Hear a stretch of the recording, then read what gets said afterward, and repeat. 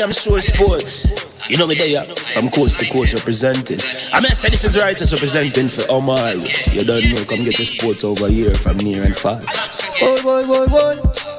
Me say I am sure sports, one thing me sure about. When me say sure, that me not doubt. Come get your sports, get it over here. Come subscribe, repost and share. I am sure sports, one thing me sure about. When me say sure, that me not doubt. Come get your sports, get it over here. Come subscribe, repost and share. If me not sure, that me not say it. Know who score, that me not say it. Never know the game play, that me not say it. If me never seen a game, me no know who play. For your sports news, better come over here so. For your soccer news, then come over here so. If you don't love sports, still come over here so. For the day done, you are gonna love over here so.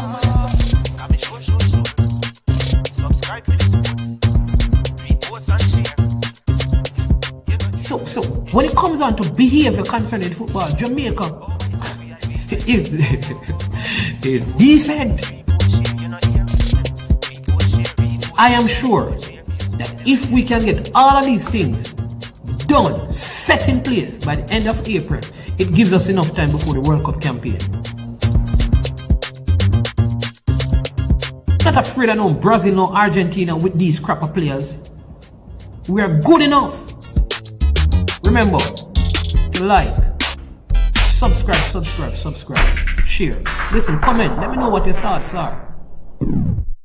Trick Jerk Marinade gives your meats and vegetables authentic Jamaican jerk flavor. The spices are directly from Jamaica. Spices like jerk seasoning, allspice, Scotch bonnet pepper, fresh scallions, thyme, ginger, and garlic. The key ingredients to a great jerk marinade. 0% sugar and low in sodium. You want to try it? Made up of 18 Jamaican herbs and spices. Add delicious, bold flavor to your next grilling experience. Flavoring sauce, a marinade, basting, condiment, or topping. Trick Nick Jerk Barbecue Sauce.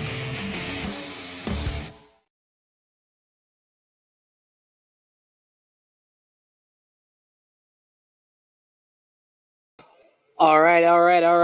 Good evening. Welcome to I Am Sure Sports. This will be the final one of the evening. We will be doing some EPL and also some JPL stories, right? There's some big breaking news in the Jamaica Premier League that we're going to share with you. Our birds have been working. They have gotten enough sorrel and Christmas cake and bonuses, and so they went back to work and they were soaring high and soaring far.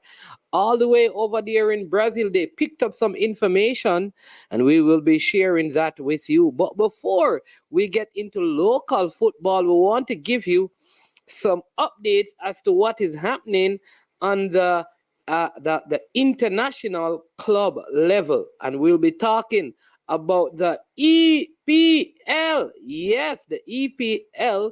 There are a couple of games today, and I can tell you this: David Moyes and his West Ham team are in trouble, people.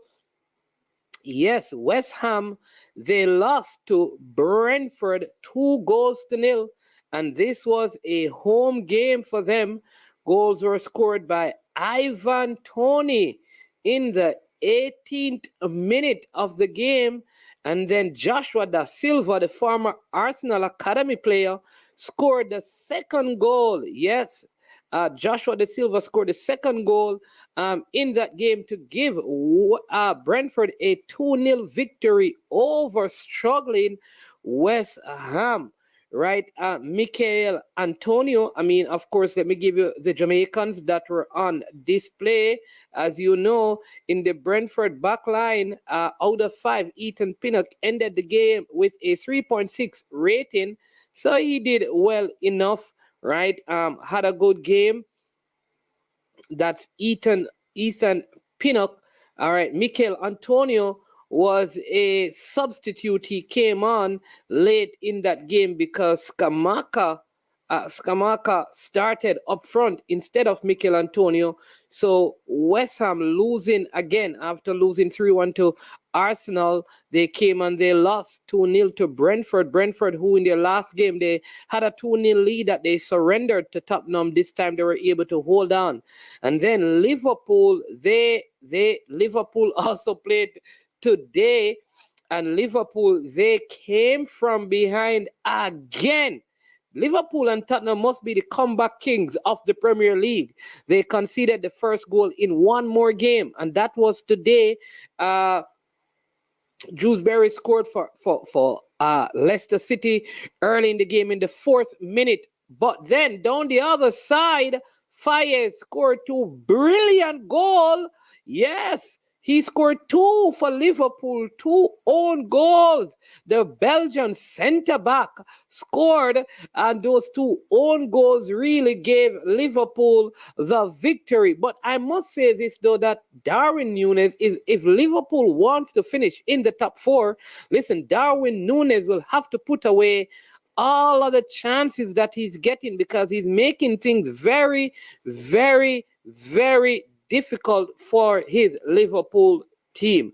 All right, so tomorrow we have several games. The early game, we will see Manchester United traveling away to Wolverhampton Wanderers in the 7:30 game, so you better get up early to watch that one. I am thinking that this is going to end in a tie. Yes. Then at 10, Manchester City are expected to continue their winning run. I'm picking them to defeat Everton tomorrow morning. That game is at 10 a.m. and Haaland will score again, and he's going to score a double. Frank Lampard said today he wanted to sign Haaland when he was at Chelsea, but it just never happened.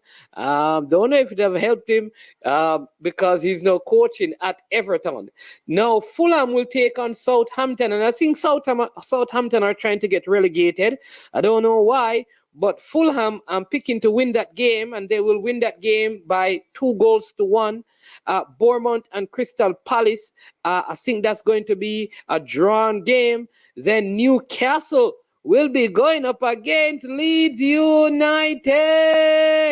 But Newcastle has been firing and all cylinders. And I am telling you, this Newcastle team is going to be a team to contend with. They're going to be up in that top 6 at the end of the season, people. I am telling you, especially if they are able, watch this, able to strengthen in this January window. Yes. Newcastle, I'm picking them to beat Leeds. It's going to be a 2-0 game. Leeds not scoring. Newcastle has the best defense in the Premier League. They have only conceded 11 goals, and they will not be conceding against this Leeds team. This coach Marsh from the USA, he has too many excuses, too many complaints, and I don't really like him. He complains too much. Same way I feel about David Moyes. Always complaining. The complaint come, the complaint go. Right? Then we have Brighton hosting Arsenal. This is good at the Millennium. I think that's the name of the venue there. Listen, this is going to be a tough game. Danny Welbeck has scored 4 from 5. Yes, former Arsenal and Manchester United player. This Brighton McAllister also will be coming back into midfield for this game. And paper. But I'm expecting the Arsenal train to keep on rolling. Arsenal to win 2-0. Yes, indeed. And then Sunday morning, there'll be 2 games.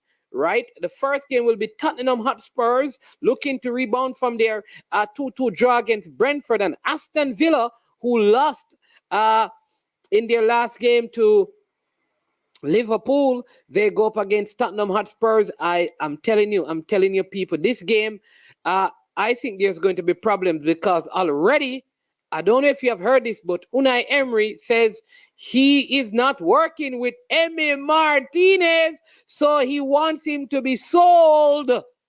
Can you believe that? Unai Emery, who had Martinez at Arsenal, who he thinks helped to get him out of Arsenal, says he wants him out of Aston Villa.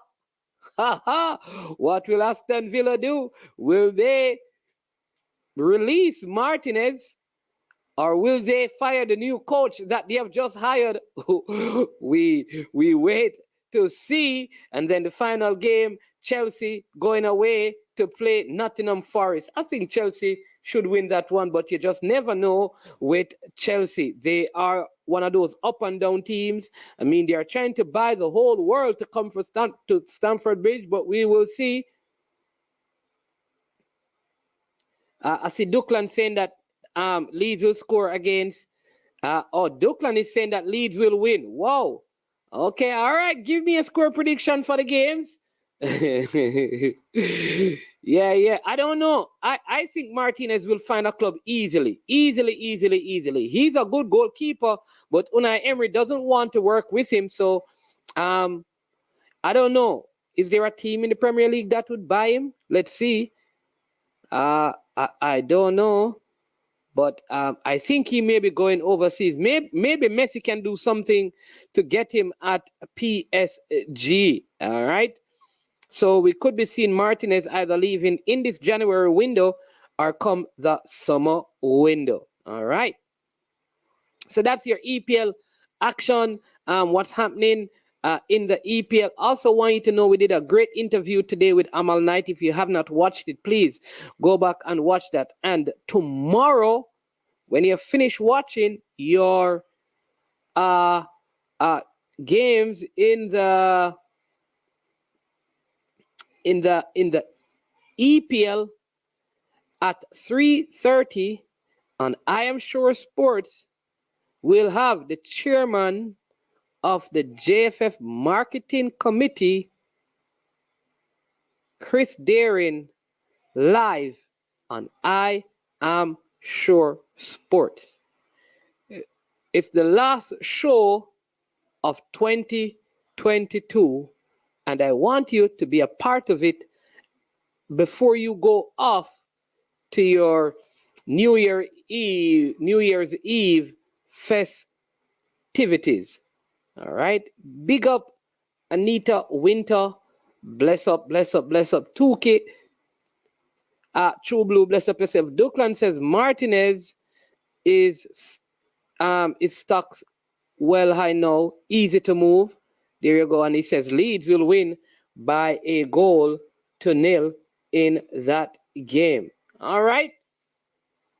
Now, so that's what you need to know. That's tomorrow. You don't want to miss it, right? This won't be a long show because I have lots of breaking information. You know that we told you that Chapleton Maroons had several of their Clarendon College footballers in their last squad. We saw where some of the stats players, they have moved over to Portmore United, right? At least one has moved to Cavaliers. That's the centre back, that very good centre back. He's there. Arsenal, look at this. Arsenal draw 1-1. That's not going to happen. I wonder what your prediction for the Manchester United match is, Duckland. Let me hear that, because you kind of scoot over Manchester United, who has the first game, and you went all the way to Leeds and all the way to Arsenal. Give us the Manchester United scoreline, Sir Duckland State. Yes. Yeah. So we saw that. We saw Blake playing for Waterhouse in the JPL as well.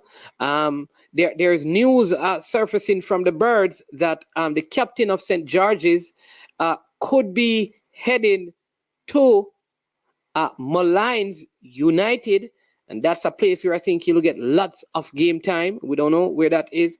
And Maquan Aldridge is supposed to be heading back to Malines as well.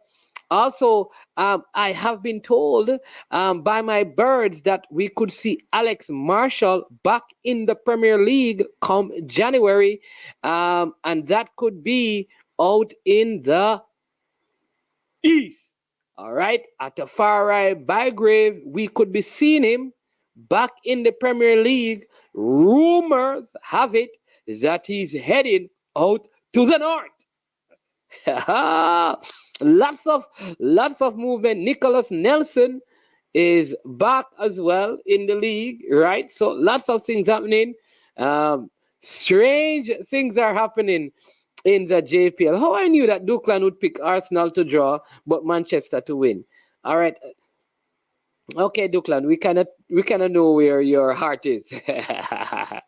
Anita says Manchester too. We will see. Yeah, man, big up Fresh God, right? So that's some of the things. Now, so you need to you hear that, right? So I'm going to give you the fixtures, and then I'm going to give you some news about a former Jamaican national senior team coach from Brazil who we will see in the Premier League come January. Breaking news. I got this right out of Brazil.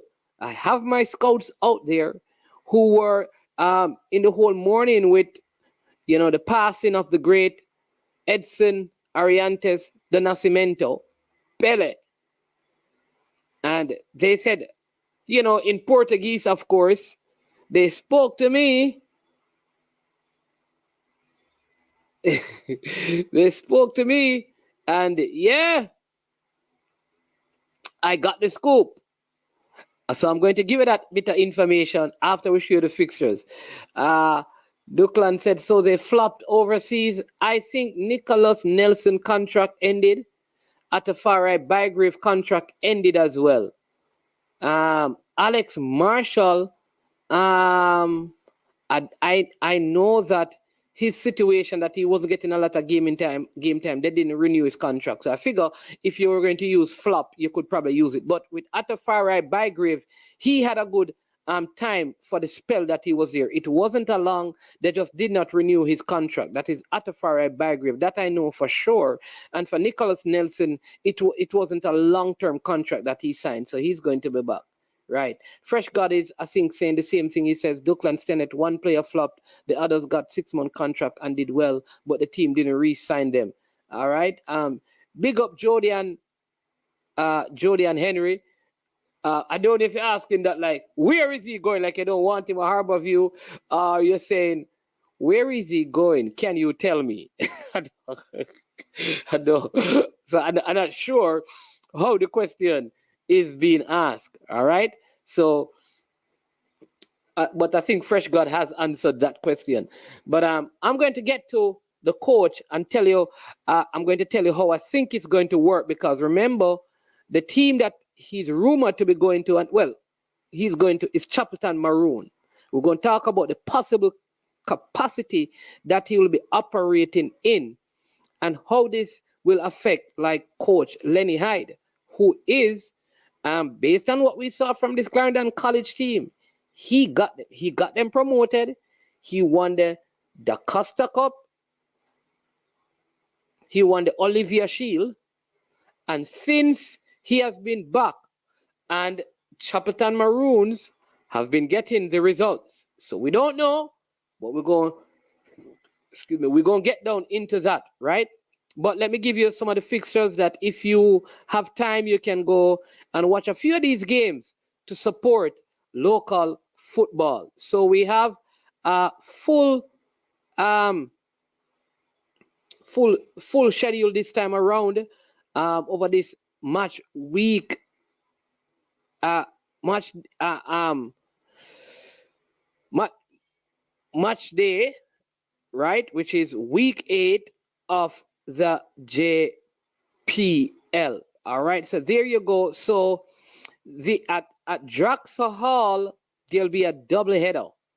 The first game, which starts at 1, we'll see bottom of the table Falklands going up against Waterhouse. Waterhouse have been having some struggles. I think they're finally coming.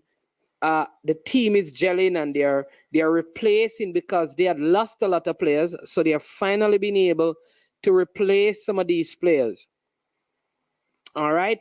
Now, Falkland, I don't think we're going to see much changes from the Falkland team until the window is opened and they can bring in some more bodies. They need players. They need to probably get rid of some of these players and bring in some new ones. And one of the things this is proving, people, that teams that believe that they can come into the Premier League and use the same set of people that qualified them for the Premier League, they find out very early that that is not going to happen. You need players who have experience playing in the Premier League to compete in the Premier League. And so Falkland will have to add that. Now you don't want to get rid of all the players, but they must know that at this stage you need players. You need players in key position, in defense, in midfield, in the attacking positions. You need players, right? If you're going to remain in the league. So they go up against Waterhouse, who should have won their last game, I think, against Dunby Holden.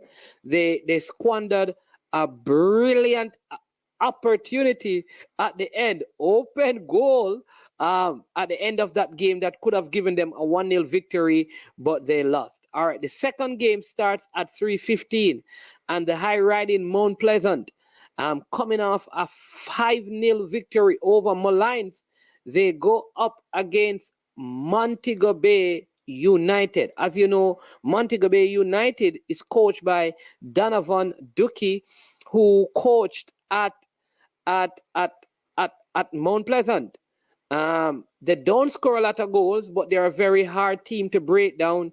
And if anyone knows how to play against this Mount Pleasant team, it is Donovan Ducky, because of his experience with working with some of these players. Not a lot of them though, because I think the players who are starting now that were there when he was there probably is only Sule McCullough, because it's really a new team when you look at the players now in comparison to when Donovan Ducky is there. So for these two games, I'm going to say Mount Pleasant is going to eke out a 2-0 victory, and Waterhouse will win by 2-0. So I think both Montego Bay teams will lose at Draxall this weekend. All right, that is my prediction. These are Sunday games. All right. Sunday games over this weekend. All right. So that's the first set of games. All right. Well, a couple of the games, and let me give you some more fixtures here. Yeah. All right. So let's see. Let's bring up some more fixtures. All right. We also have a Clarendon derby that will be coming up. Yes, this is going to be a good one. If you're in Clarendon, you may want to watch this game. Two Clarendon teams playing, right? The Humble Lion, who have been playing some good football this season. You see there, Xavier Virgo and Lumsden, the centre back, the man from Veer. So it will be Veer versus Humble Lion. Veer versus Humble Lion. That game will be played at 3 p.m. at the Wembley Centre of Excellence, which means it's a home game for Veer, but both teams will be staying in Clarendon. Now tell me, the Clarendon people, who is winning this one? Yes, Anita Winter, we do cricket, Anita. Let me just state that. We do cricket. But Anita, I am telling you right now, it is so hard to talk cricket, given what is happening at the West Indies. You know, they just appointed Kohli to be the coach. So we're waiting until the West Indies goes down to Africa to play against Zimbabwe and South Africa. You will see Brian and Demo doing our cricket show. Yeah, I like this one. Wicked Man Chris says, if Tapa win this league, we can't give him no shot. You know, listen, I think like he can win this league, but I think what would be good for his own career is he wins the league, he goes, say, in the CONCACAF Club Championship, and he goes to the final and possibly win it, or does well with his team. they're giving all the resources. I think those things would up his ante as a coach. I think winning the league once is a good accomplishment, but he needs more than that. Right, he needs more than that. I think he will have to push himself to go on to, like I said, the CONCACAF level and do some good things. Also, to take some young players and then from those young players to see a couple of them get big contracts overseas. And then when they're there, they turn around and say, well, Coach Tapper, the coaching staff at Mount Pleasant, so you know that they are doing some good work. That's what I think. Wicked man, Chris. But at the end of the day, he's a good coach. I also know that there is, I've also heard that there is spaces opening up for more persons to do the A license. And I think he could be one of those persons who is given the opportunity to do that, because they try to get the highest rank coaches in terms of involving the national project to do like the A license. So you'd suspect like a Donovan Duki and a Theodore Whitmore would be persons who would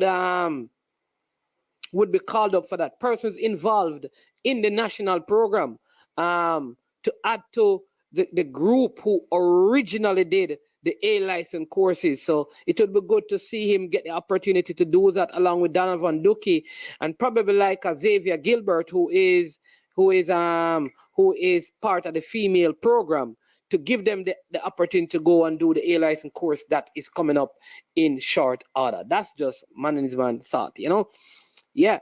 So Fresh God. So who is winning? Humble Lion Veer.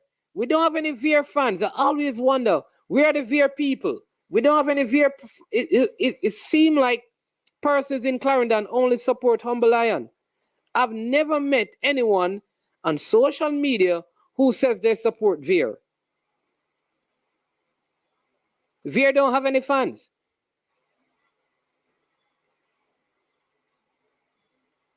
I need to know that.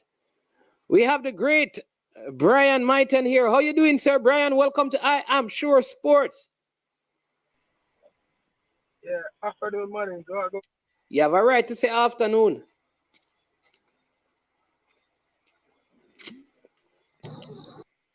You have a right Morning, do you hear me? You have a right to say afternoon at 8:30. Oh, sorry. Just a call. You hear me? Yeah, your volume went down. Oh, yeah, man. Good evening, sir. Good evening. Yeah, how your volume so low, man? Hold on. And I get in an echo. Is it any better now? Yeah, man, a whole lot better. Yeah, I'm saying that you have a right to be saying good afternoon at 8:30.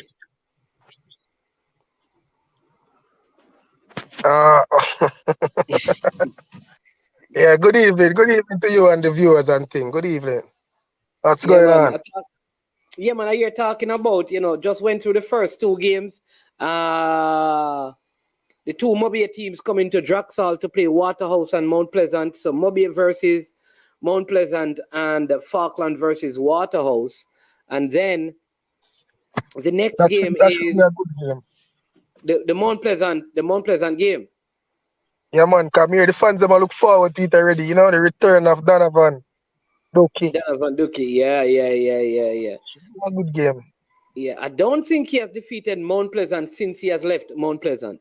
So it will be very interesting to see. But he hasn't lost all season either. Moby has not lost a game? I don't think they have lost a game. Oh, that's interesting. I can check it just to make sure. Check it. I think you're right, They don't think they have lost. I think you're right, I think they have drawn. They and Portmore and Mount Pleasant, I think, are the only unbeaten teams. Yeah, it's true, Let me look at the fixtures. Moby United. Yeah, man, they lost one game. Oh, they lost one? Okay. Yeah, they lost a game. I wonder into who that, though. Didn't Waterhouse beat them down there? No, man, Waterhouse lost 1-0. Or was it Dumby Holden who defeated them by 1 goal? Somebody beat them down there, man. No, man, Waterhouse lost. They beat it. They even defeated Arnett Gardens down there as well. I think Dumby Holden defeated them, though. I don't think they played Dumbarton as well. I think Dumbarton defeated Falkland at Moby. At Mobile. Or was Yeah. it Harborview who beat them? They lost a game though. Yeah, I stand corrected, but they have been really consistent though. Yeah. So now we're at the Veer versus Humble Lion game, and the Humble Lion has been playing some good football. They're actually fourth in the table. Yeah, rejuvenated. Humble Lion beat Mobile in Mobile. Yes. Yeah, Fresh man. Humble Lion has really been looking a lot better. Um, I think the return of Vanzi has really helped their cause a lot. And also the players look a lot fitter this season. And Um, the older players look younger. they're looking better shape. I don't want to say younger.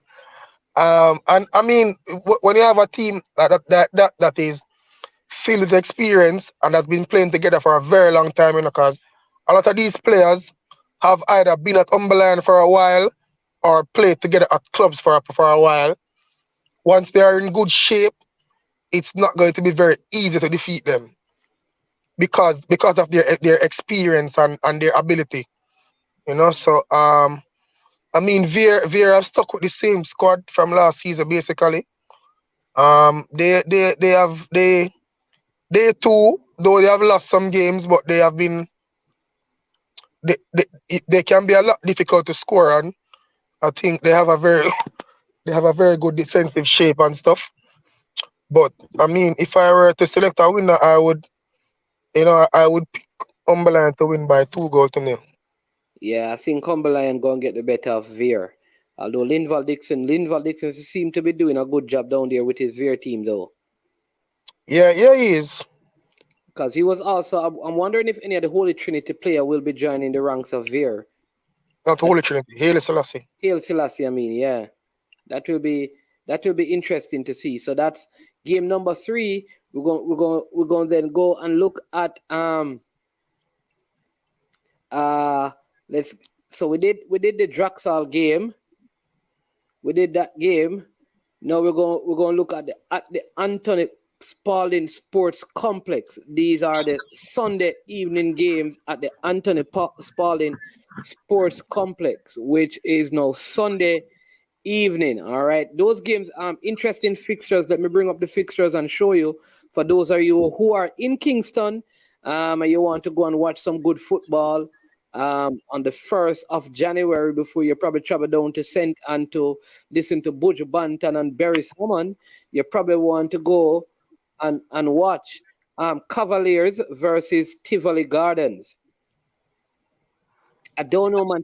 Tivoli not having the best of season.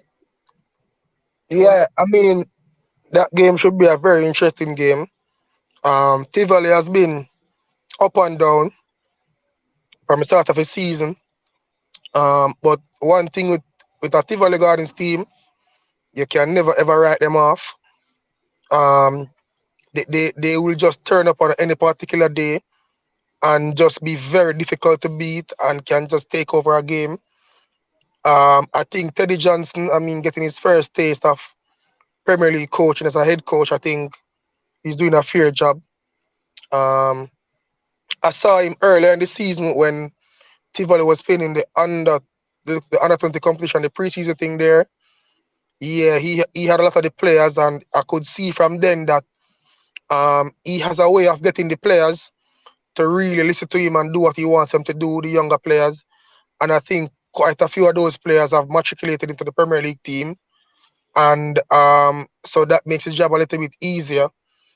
Cavalier. Does he need support though? I mean, being such a new coach to the whole thing, does he need like a technical director to be there to kind of help him? Well, I don't know if it's a technical director, but I mean, yeah, you will always need the persons with the experience in the Premier League who have been there and done that, because sometimes as a coach, you see things one way because of your own perspective and stuff. But if you have a experienced coach, he can oftentimes give you a different perspective. But I think his assistant coach has been with Tivoli for a while. He was even a part of his staff when Teddy was playing, so I think he has a lot of experience. I don't know if Christopher Nicholas is a part of the coaching staff. Yeah, because he was the Tivoli coach along Tivoli with High School. High School, right? Tivoli High School. And Karumi Huey was also there. You know, somebody we know from being on the social media platforms. Yeah, but I mean, and surprisingly enough, the way I've seen Teddy be as a coach, he seems to be quite friendly in terms of looks easy to interact with, easier than when he was a player. Because he was a bit hot-headed when he was a player, but I mean, now I think he has matured enough, and I mean, because of his experiences overseas and stuff, I think he's in a good position to really help the young players, to get to that next level. I think his input will be good. But I mean, I think, and then if he's, because the Premier League coaches, they talk, and a lot of them don't seem to have a problem sharing information amongst themselves in terms of coaches and stuff. So I mean, Yeah. it should be a very interesting game.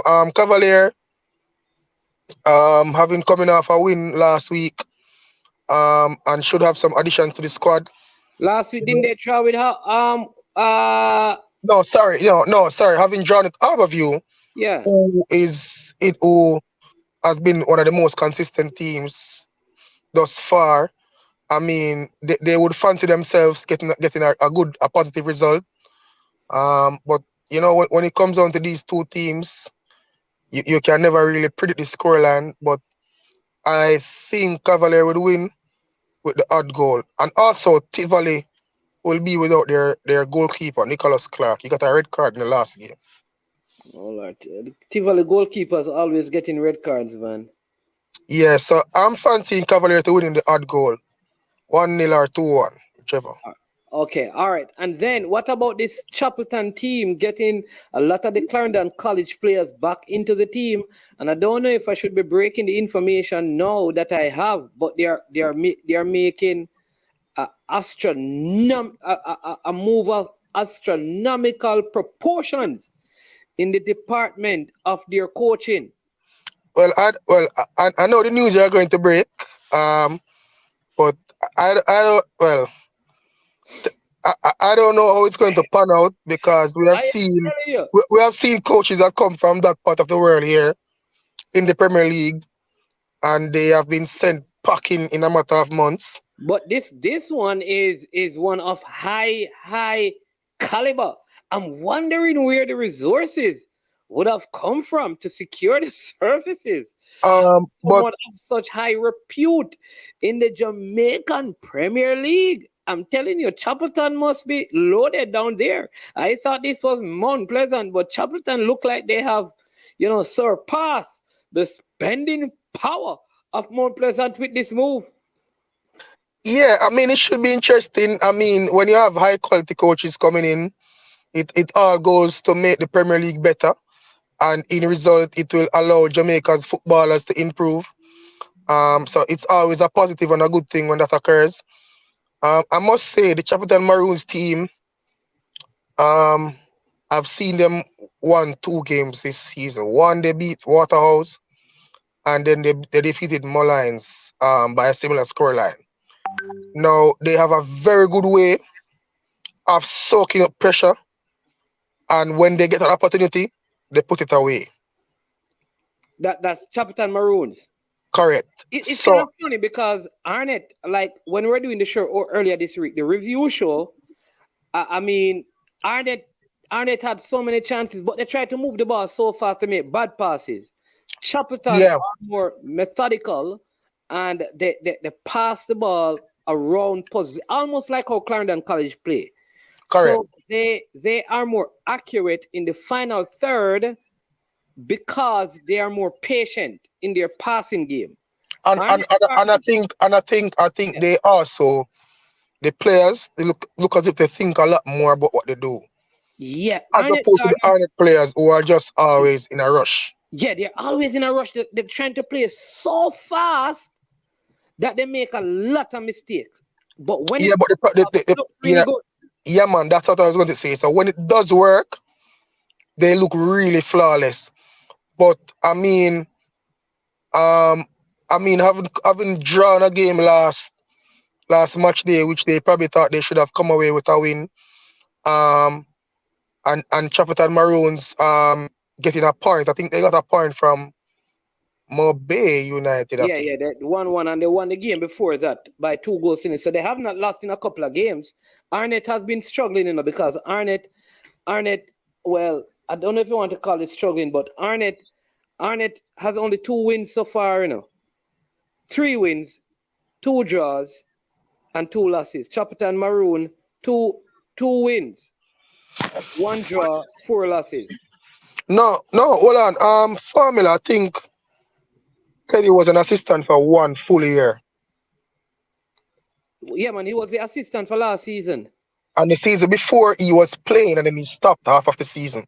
And started, He became the assistant. But I agree with the other parts of your points. But Mannings, the next thing too is, well, it would appear that Arnett Gardens are, probably looking to, they might lose some players. Because I didn't think Ajuma Johnson played in the last game. No, he didn't. And he's one of their better players in terms of attacking wise. I didn't think I saw Shandy James. So there were a few players missing from that last game who I think if they make the match day squad for this weekend, it should probably tip the scale in their favor.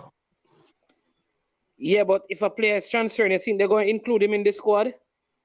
Well, I don't know if they are transferring. I just know that they didn't play. Okay.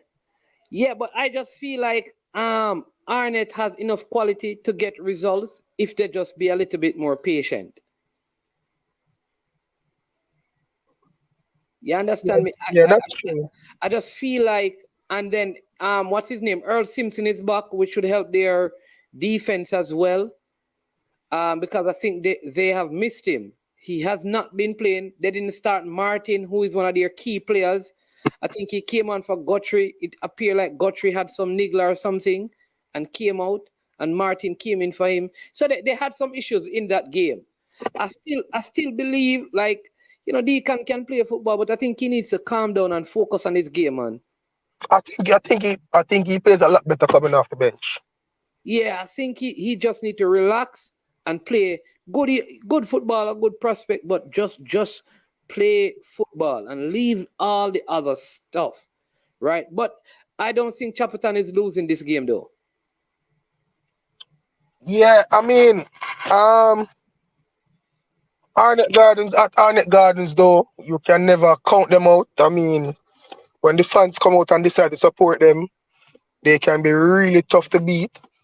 But I mean, given what occurred in the last game, and if those players are not available for this game, I could see Chapleton winning by a goal to 0. Okay. All right. So I'm going to speak about the news, people, because I think depending on how that news or how that adjustment at the coaching level is done and what capacity he comes in, it could affect the psyche of the team as well. But we're going to come back to that after we look at a few more features in the JPL. All right. So we're trying to go through as many. And you, as you watch, you can go ahead and give us your predictions. All right. Now, these are the Monday night games. All right. These are the Monday night games. All right. Don't Beholden FC versus Malines FC. All right. I don't think any of these teams will be making any addition to their teams because the window actually opens on the 2nd, which means that there would be no new transfer. So whomever they have is who they will have to use. Peter Harrison should be returning to the goal for Malines. And they have lost Janai Cunningham. Don't know that they have added a new centre back. But Aldridge, Makwan Aldridge, if training, would be available to play as well, which would be two key additions to the Mullines team. Down beholden, looking better. They have back with them coach Harold Thompson, who was sitting on the bench at Draxall. That will probably help them to get certain things going. So, yeah, what say you about this game, Brian? I have no comment. Yeah, Harold Thomas. Yeah, but and he has no comment on this one. This one, I think. Listen, this is an evening game. One thing I'll say is that coming out on New Year's Eve, the teams that are able to keep their players in camp, ensure that they don't go and party New Year's Eve, drink alcohol and all of those things, are the teams that will perform better. When I watch Mullines, people, this is me. When I watch Mullines, it seemed like some of those players were gallivanting over the festive season, and that affected their performance. They are better than what they displayed. I think on their good day, they're a deadly team. What I'm concerned about, and I have the same sentiment about Dunby Holden. I think they have so many quality players, should be playing better. And the question is, will they be able to be disciplined enough to not go out partying on New Year's Eve and be ready for this game on game day? That is my one challenge. And so depending on that, the result could go either way. But I don't think Mullines will lose this game if they are in the right frame of mind. So I would go for a draw. Especially if Harrison is back in goal. All right? So, but the silence is deafening over with my guess. So let's move to the next game. And maybe... Yeah? Yeah, man, let's move along. Yeah. So now, Portmore United, this is going to be a good game because I can tell you. It is going to be. Harborview. This is a good Monday night game. Let me tell you. Listen, because I don't think Amal Knight will be there. No, he won't. He played his last game against Cavaliers. Right. And I don't think Trayvon Reed will be available. And my Birds, after they came back from Brazil, they traveled out east. And they brought me one more Red Book, people. I'm going to show it to you. And you'll see them. You know, Birds don't write so properly. It's a book of tricks. It has a lot of scribblings in it and markings, you see? You see? All right. And they dropped this book off. When I looked in the book, I heard that Colorado Murray has been suspended by the club for around 6 games for some verbal altercation with leadership at the club. I'm telling you. Manning, that don't sound like no bird, Mannings. That sound like a genuine eagle. So, if that is the case, people, they will be without Colorado Murray. You notice he wasn't in the last game either. Yeah. Right. So that's game number 1. What else? Because I hear that some players shall be arriving. Yeah, well, I hear that they have players coming in, but that is in the... I know that Krista J. Daly, part of his recovery, would probably be seeing him there. And I also understand that Alex Marshall could be heading out east. Along with another former Cavalier player that also played in Canada. It's a speed. Don't send them more ball like go Canada. I don't know. There was an ex-Cavalier. I didn't know that Cavalier had more players who played in Canada. I thought it was Alex. Nicholas Hamilton played in Canada. Oh, yes. Yes. So, what's the story of one player robbing another one in a JPL club? Duckland, leave it alone. Oh, I've never heard that, Duckland. Hey, Eagles, I need to talk to my Eagles. Duckland, leave it alone. Duckland, you need to send. Duckland, we are not commenting on that. That matter is currently being investigated by the powers that be. Oh, police are involved. I thought Duckland was joking because Duckland sometimes. No man, a player was persons were arrested allegedly, according to some news sources. It came on the news? Yeah, man, it was on Nationwide and in the Glee and the Star and stuff. No man, real thing, on a joke, seriously. So why no man? So somebody tell me what happened. So no man, so allegedly, cause me have to say that no man in I don't want them. Yeah, I don't want them say them book them for me. Listen, people, based on what Nationwide said. Yeah, Nationwide, the Glee and other companies. And Star allegedly that a player, I'm not going to call his name, a player apparently stole another player's paycheck and went to cash the check at a supermarket. All right, Mannings, for the life of me, I didn't even. No, Mannings, no, wait, serious. So, man, we're going to cash the next one. How can I no, think that? No, Mannings, what are not serious thing, Mannings? You know my line of work and things, see? Yes. For the life of me, I didn't know that they still cash checks at supermarkets. No, when I was younger, they used to do it, because when I was younger, because I even remember when I was probably in my teens and stuff playing even JCA cricket, I got like 5 wicket hours and stuff, and they would give you a check for $5,000 back then. And I used to go to the supermarket and cash it, but usually you go there and buy something, and you sign the check, and they take it and give you back the difference. That's what I suspect the person would do. You go to the supermarket, you spend some money, and you get the rest. But I didn't know that was still a practice. As a matter of fact, it was my opinion, it was my belief that Premier League clubs pay players via accounts and not via check or cash. I'm wondering why wouldn't clubs just send the money directly? Why they keep doing that backward thing? But even if they gave a check, why would one player take a next player's check? Why would you do that? How you going to play on that team again? Well, Mannings, the truth is, allegedly.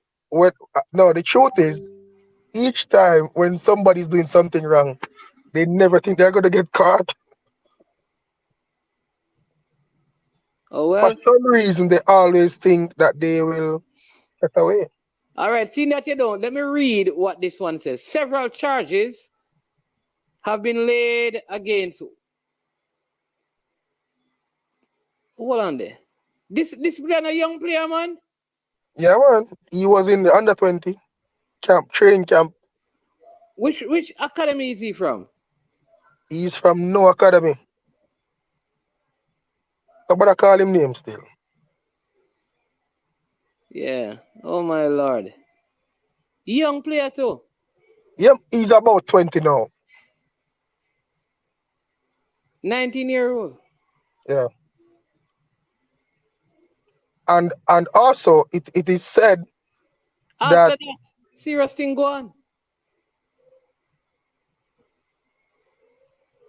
Yeah, after that, whoa.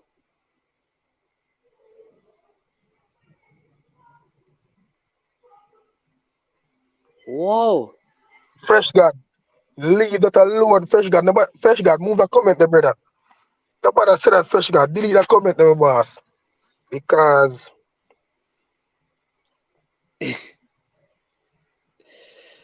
I never noticed. No, for Mannings, you never know the truth. I swear to God that that I didn't know. I just saw it now. I just got an article. Thanks to the subscriber who sent me the article. Yeah, man, it's all over, man. So listen. So here's what now. I've been hearing this whole thing about Gunman League and stuff. So being very naive now, I'm thinking like it's like players talking and stuff. I never know it was that serious, man. Yeah, man, a serious thing, man. Serious thing, Barty.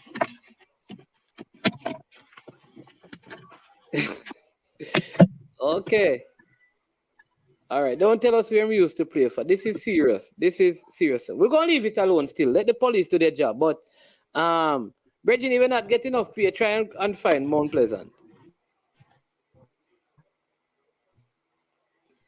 All right. So let's move ahead from that. So I think like I said that this Portmore Harborview game will be very interesting, seeing that Harborview will be without a couple of key players. I noticed the last game as well is not Staple, the former captain. He didn't play as well. The left back. Yeah, you're talking. The lad Harding.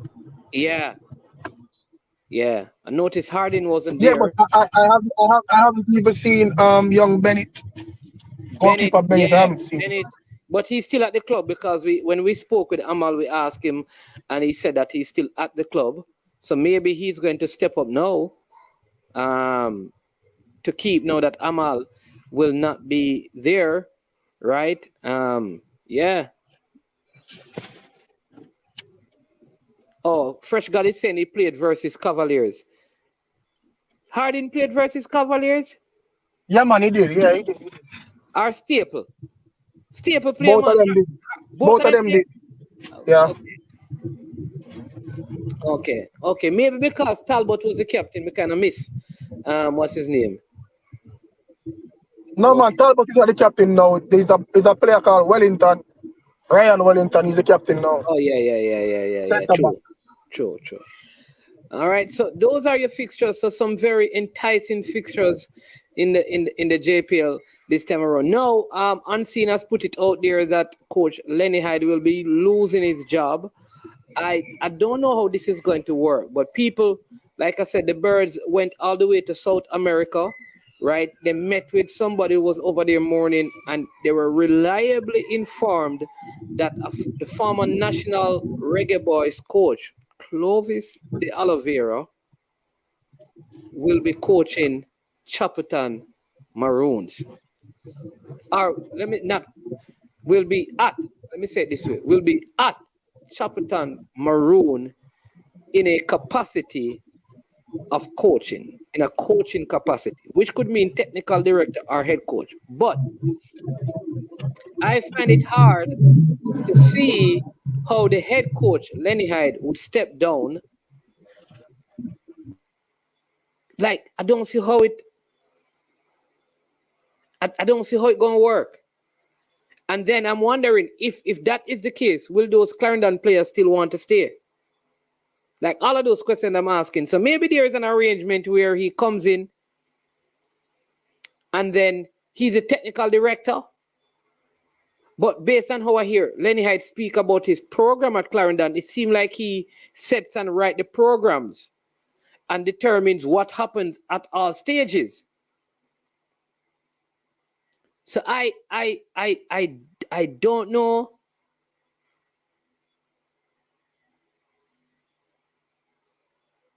how it's gonna work. Like I don't like, I just don't. Listen, I know when I think the Jamaican coaches, right? Imagine Brian, you bring in, let me use, like, I don't think like Alfredo Monteso goes to Cavaliers to be the technical director and Rudolph Speed step. Like, I don't see those things happening. So I don't know. Like, did Chapleton need to make is Chapleton doing bad? Like, why do you make a move? Like, is it with a long-term plan? Is it to keep them in the league? Are they doing that bad? Why is a move like this so necessary at this time? Maybe it will be good for the league. Well, you know, they are in what? Yeah, they're on 7 points in first, second, third, fourth, fifth, sixth, seventh, eighth, ninth, in 10th position. But one win could move them all the way up.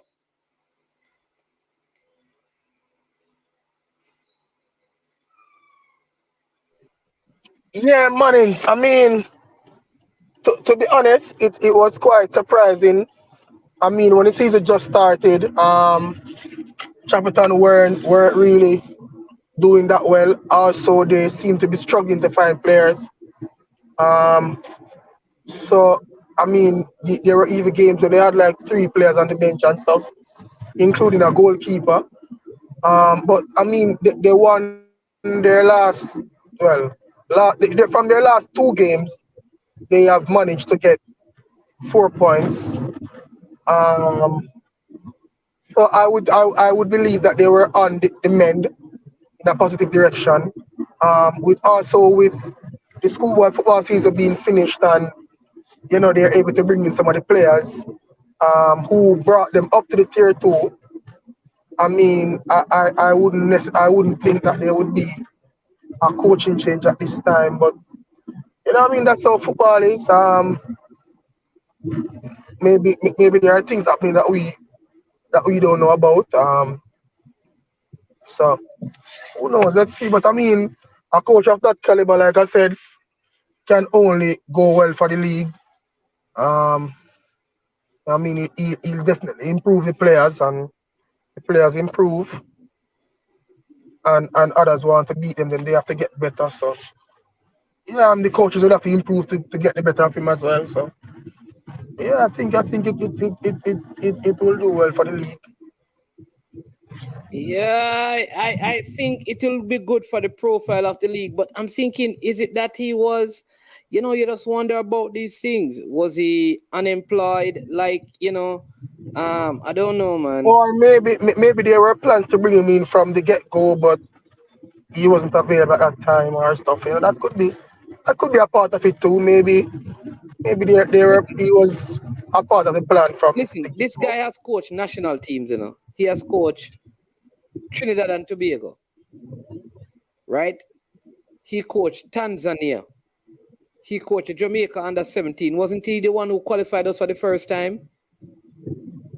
He also coached the senior team.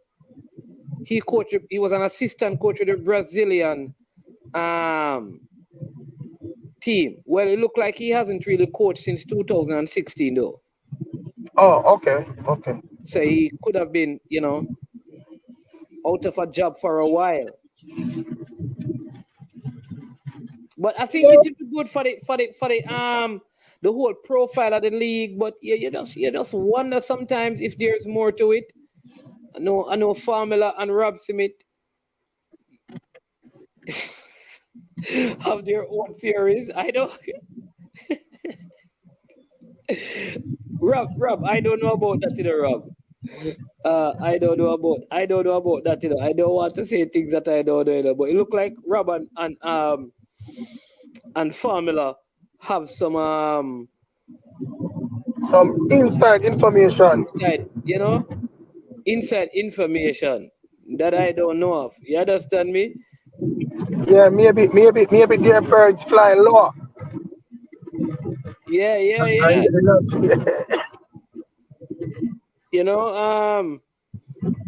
I don't know, man. So, Manix, let me ask you a question. Surprisingly enough, I was going to say this. I realize that since the Premier League and Coach Whitmore has been the coach at Mount Pleasant, he hasn't really shied away from doing interviews. Is it? Do you think it is possible because of the person doing the interviews, or? I think it was other reasons. I think. All right. You see, I don't like my suspicion is, so, you know, sometimes when you talk to people, you learn a whole lot more. I think there was more confinement and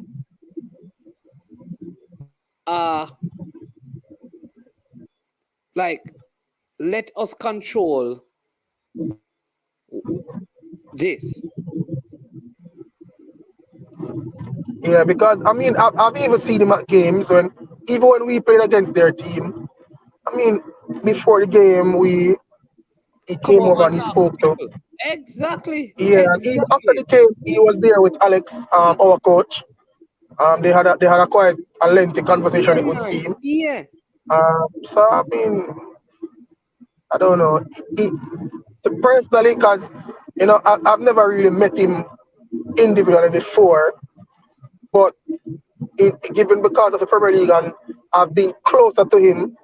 You see that he's a I always tell people that, you know, if you go and meet with Tapper, you would not believe, based on what some of the things said about him on social media. Sometimes you would think Yeah, like he's unapproachable.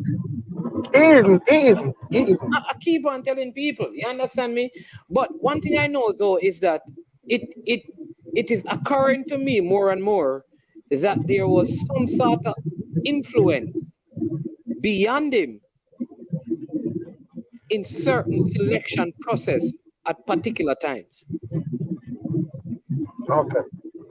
In other words, I don't believe, given having some knowledge now, not just from him, but just other persons, I don't believe that he has full autonomy over all the selections at all times. Maybe there were periods, but there were times when this is the squad. Work with it. Okay.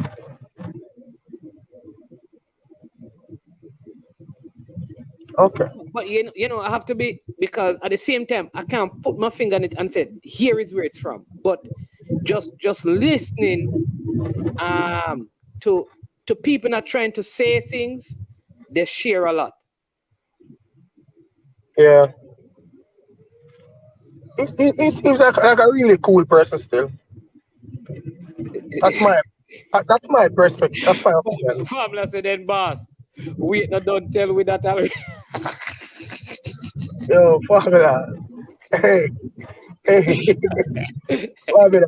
No, come start the problem, formula. Yo.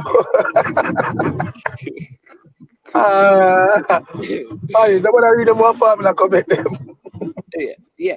And no, but what I'll say is that, again, I think also his personality. In other words, I think, all right, let me give you a good one, Brian.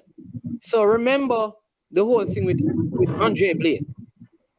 Good example. So there were persons who believe that Andre Blake should not have played. This came out. I think Blake even alluded to it. But the coach went to him and met with him, the new coach.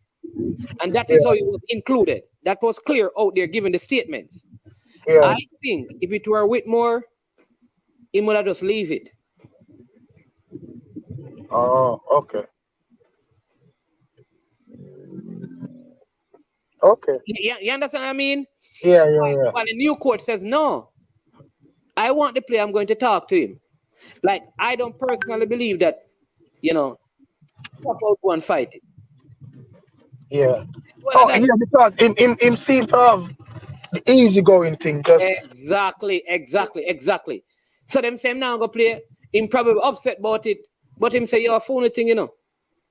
And him coach who him have. Yeah. Which some people would say, well, it's your fault. I think that is what Jerome Waite, in fairness to what family saying, I think that is what Jerome Waite was saying. Yeah. That if they want somebody and them say, no, this person, them no bother fight it. Them just work with what them get. The new coach don't operate that way. Him say, I'm going to work with who I want, not who I get. Yeah.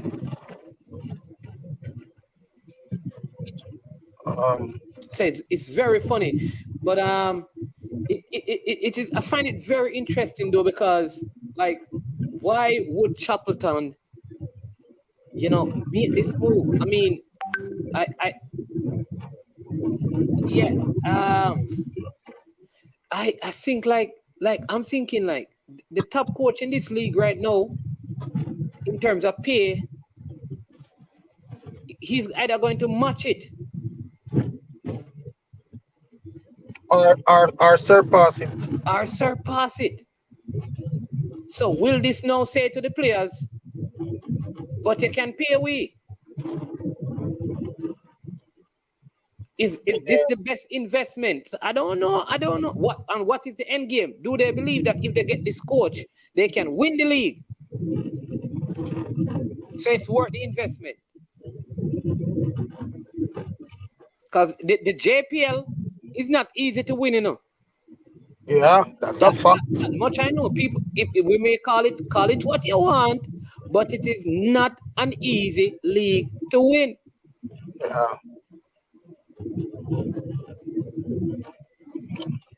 That's a fact. Yeah, and you remember, Fresh God just raised a very important point. There are certain people around Lenny, wherever Lenny goes, There you go. and Sam is one of them. There's a part of their coaching thing. Well, I suspect then, one thing I also know is that none of these coaches, including when Wally Downs came to Mount Pleasant, they're not coming on their own. No, they would bring their staff. Or at least a few members of their staff. Yeah. Probably And like an this- assistant or goalkeeper coach. And let me tell you, this is not the national team where you play international games away. Clovis de Oliveira must know that the sidelines of Jamaica are not like what is at the national stadium. The people are in touching distance of you. And the languages are a lot more colorful. You understand me? Wally Downs can tell him that. You're right, Chris. We should call Wally and say, Hey, Wally, Martins, you know one thing I saw, Wednesday, when I was at the game, because it was our home game, the bench where we sat on, we really should not have sat on that bench. Right. They actually came and told you, but you guys decided that you'd stay there, though. No man, we had spoken. Paul and I had spoken before the game, Okay. and we agreed that we would just keep the bench and he keeps it. I don't think there's a much of a problem really in that regard. So we just say, this bench is a bench. It don't really matter. In the grand scheme of things, we just said keep the bench and stuff. So we had agreed on that already. So when they came, before the game, the referee was the one that was saying we need to switch. But he wasn't aware that Paul and I would have spoken.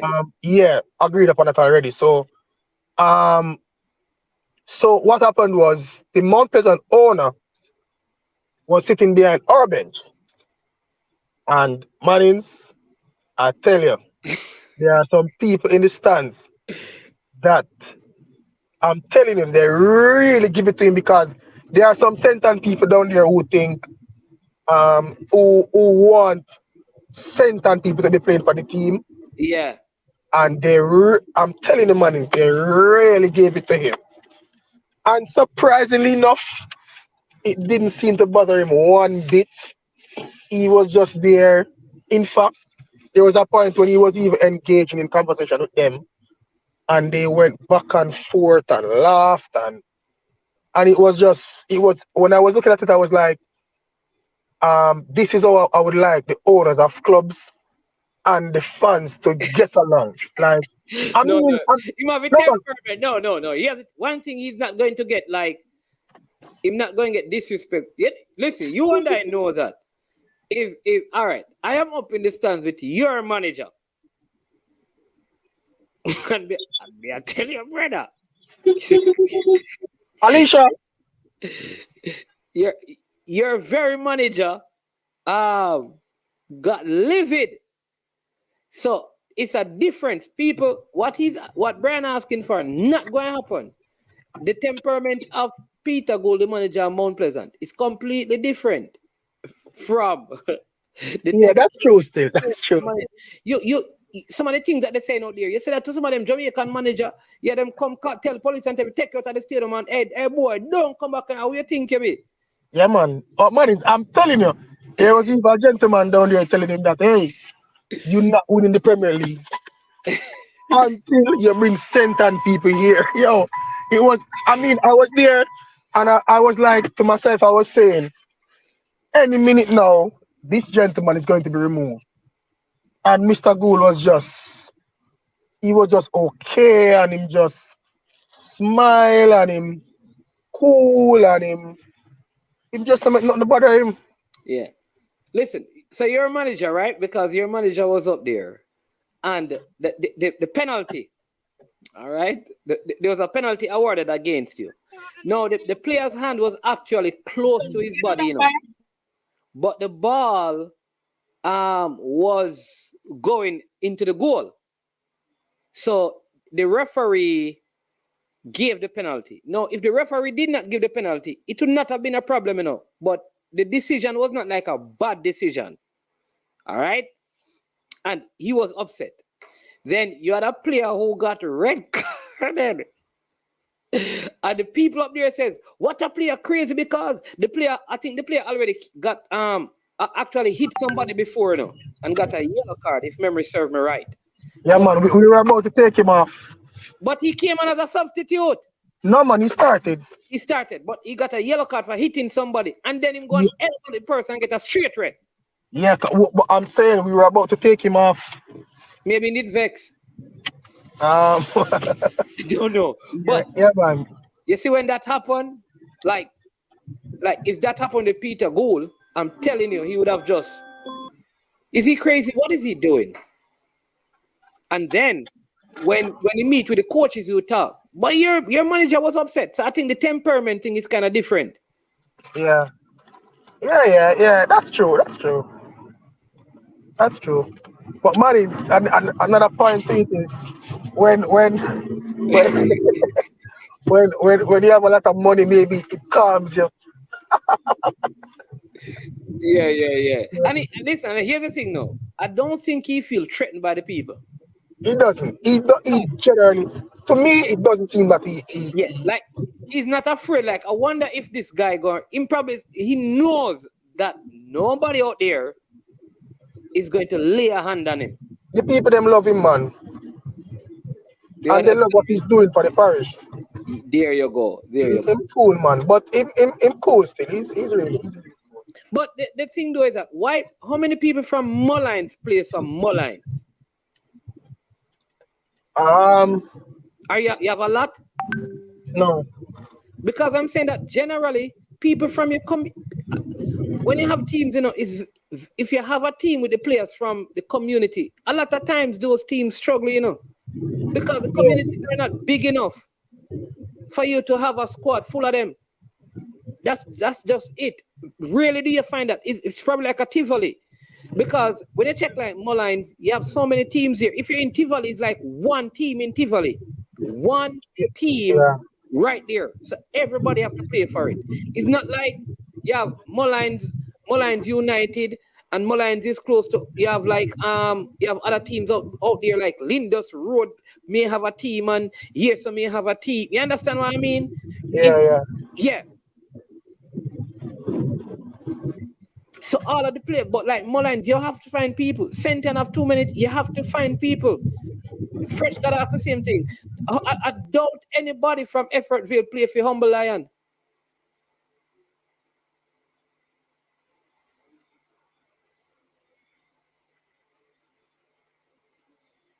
Yeah, right. Because exactly, Jason. They're saying that Senton. So there are Senton players, you know. Because Alwyn Harvey is from St. Anne. What's his name is also from St. Anne. That is away now. Oh my Lord. Daniel Green was from St. Anne. They had Leng who was from St. Anne. So they have had St. Anne players. So I always say to them, like I was having the same conversation with some people on Sunday at the game. I'm saying, fine. Right, Jason, I was saying to them, if it is that the players from Senton are so good and they are not making Mount Pleasant team, why aren't they making any other team? Because the players who they want to play now are not playing anywhere else. That is, the players who are there saying that we want Senton ball, they ask them, okay, which club are they playing at? They're not playing at any other club in the Premier League. So if you're good enough to play for Mount Pleasant, who can buy anybody, you should be able to play for the teams that can't afford to buy anybody. So I don't know why there's an argument. It would be good to have Senton players, but you're not putting money in there to promote Senton player. You're putting money in it to win the league. And as an owner, you have to put the players together who give you the best chances of winning wherever they are from. Because he's the one spending the money.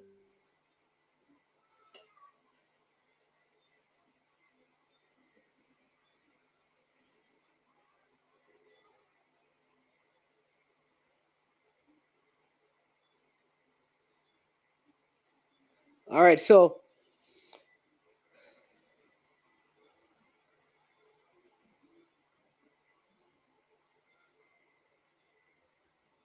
I'm getting all kind of message. I don't know what that picture, but let me read this one. It says, there you go, Chris Wynn. That's the next thing as well. There you go. Produces players. There you go.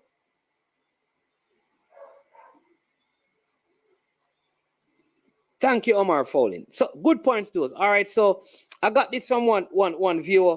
He says, I remember meeting Tapper when I was in South Florida. He came on, play Saturday morning ball with us. I remember being impressed by his whole demeanor, how humble he was, even though he was a star at the time. I can't remember exact year, but it would have been prior to 2005, I believe so.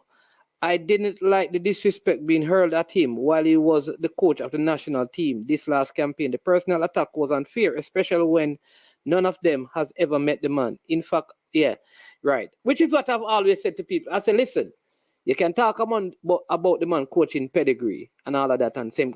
I don't have a problem. You understand me? But if you meet him, believe me, you would not be speaking about his character the way you are. I'm just that's always I say to people, because I don't have a problem if you say, well, what kind of fool change that? What kind of mad change that? You understand me? Because listen, all right, I am an honest person. Here's the thing. Even at Mount Pleasant, like the last game, Kevin Isaacs didn't play. Alwyn Harvey didn't play. He was on the bench. Both of them are on the bench. Didn't get any game. No, I don't know the reasoning behind it, Understand that they may be coming back from injuries. But if say Mount Pleasant lost the game, I would say that you should have started those players. So I would say I didn't like those decisions. To me, bad decision. But that has nothing to do with the man person and character and personality. I don't. That's what I have a challenge with. But criticize the SIG. You understand me? But I want the fans out there. And that is why people are failing to invest in the football. Because people want people to come and invest in the football, but they want their friends to play. This is not how business run when they come on to the football. So if a man come and invest millions, he has the right to go and get 10 players from Trinidad to come and play if he wants. He's not obligated to play players from the community if he's spending his money.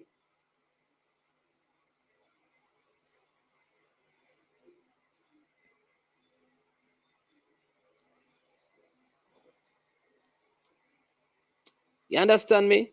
So I don't know. I'm wondering how many players who play for Manchester United actually come from Manchester.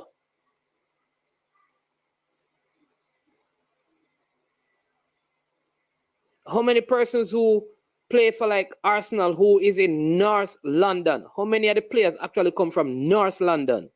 When you run a business module in terms of your football, generally you don't have that. Generally you don't have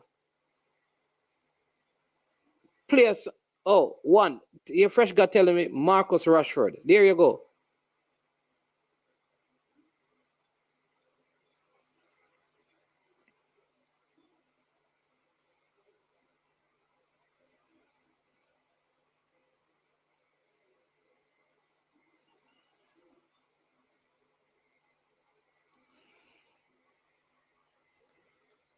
Yeah. But and then listen, and I'll also say too, a lot of these coaches, because personally, people, this is management.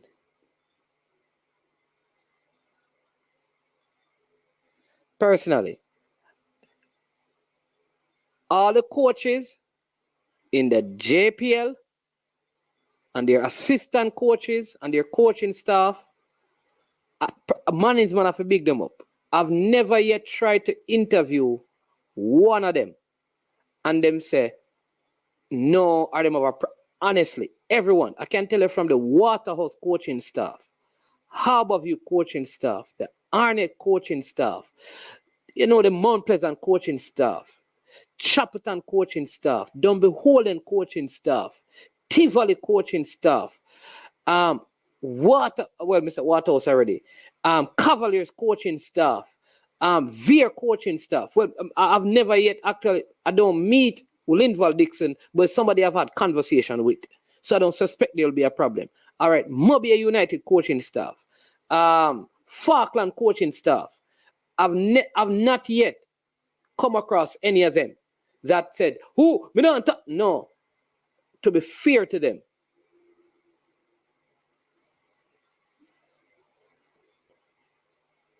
right? To be fair to the coaches, and all I'm saying is that sometimes we need to get to, no man, me a humble lion, humble lion. Oh, forget humble lion. Even in tier 2, we never had that. And I think some of them want to do, listen, I think it gives a coach joy when he has finished the game, and his team has played well. He wants to speak. But honestly, if I feel like every time I hear something is this year disrespecting me, you never yet find out from me. You never hear my perspective. You never listen to me. Why are you going to call me to come and talk to you when you have gone ahead and disrespected me? I think sometimes people feel that way. And you'll notice, like, you know, Unseen and I do a lot of work, and I always say to Unseen, here's the truth, brother. You have your opinion, but you have to measure it, you know, because at the same people them you're going to talk to, you know. As long as at the game you talk about, you don't have to tell the man, no, the man no good. No. Just say that, listen, he made several mistakes. Because sometimes what you think, you know, is a mistake for the coach. The coach is going to tell you that, no, but that's what we had to do because of this.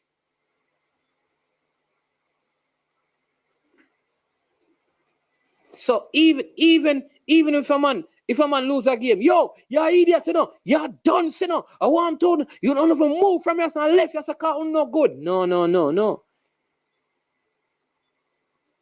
Lady just got the man and say, listen, I mean, you lost this game. This is what I observed. What happened?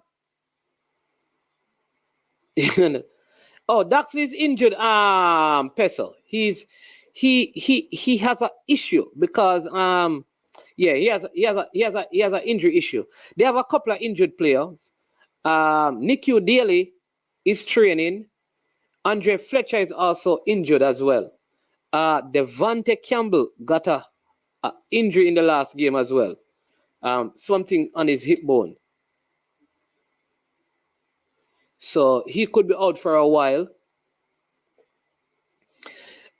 Football in yesteryear used to be community-based, but not anymore. It become a business. And anywhere the best players are that can make your team better, you can go to get them. Yeah. There you go. Yeah, so that is it. You have to listen. Like, people have to come on and say, management. Listen, that don't make any sense. I disagree with that. Yo, management, you're idiot. We know. Yo. Hey, people. All right. Let me advise you. You see, you need to come to. I don't really want it. All right. You hear what Brian said about Peter Gould. You know that Peter Gold is at games and people cuss him and tell him all kind of thing. Call him white boy if you pack up and left here, you know. You if you move from here, you know, we don't want your boy and go with your money. You know. You see, when Wally Downs was, listen, Wally Downs is the next example. The people them tell Wally Downs all kind of thing.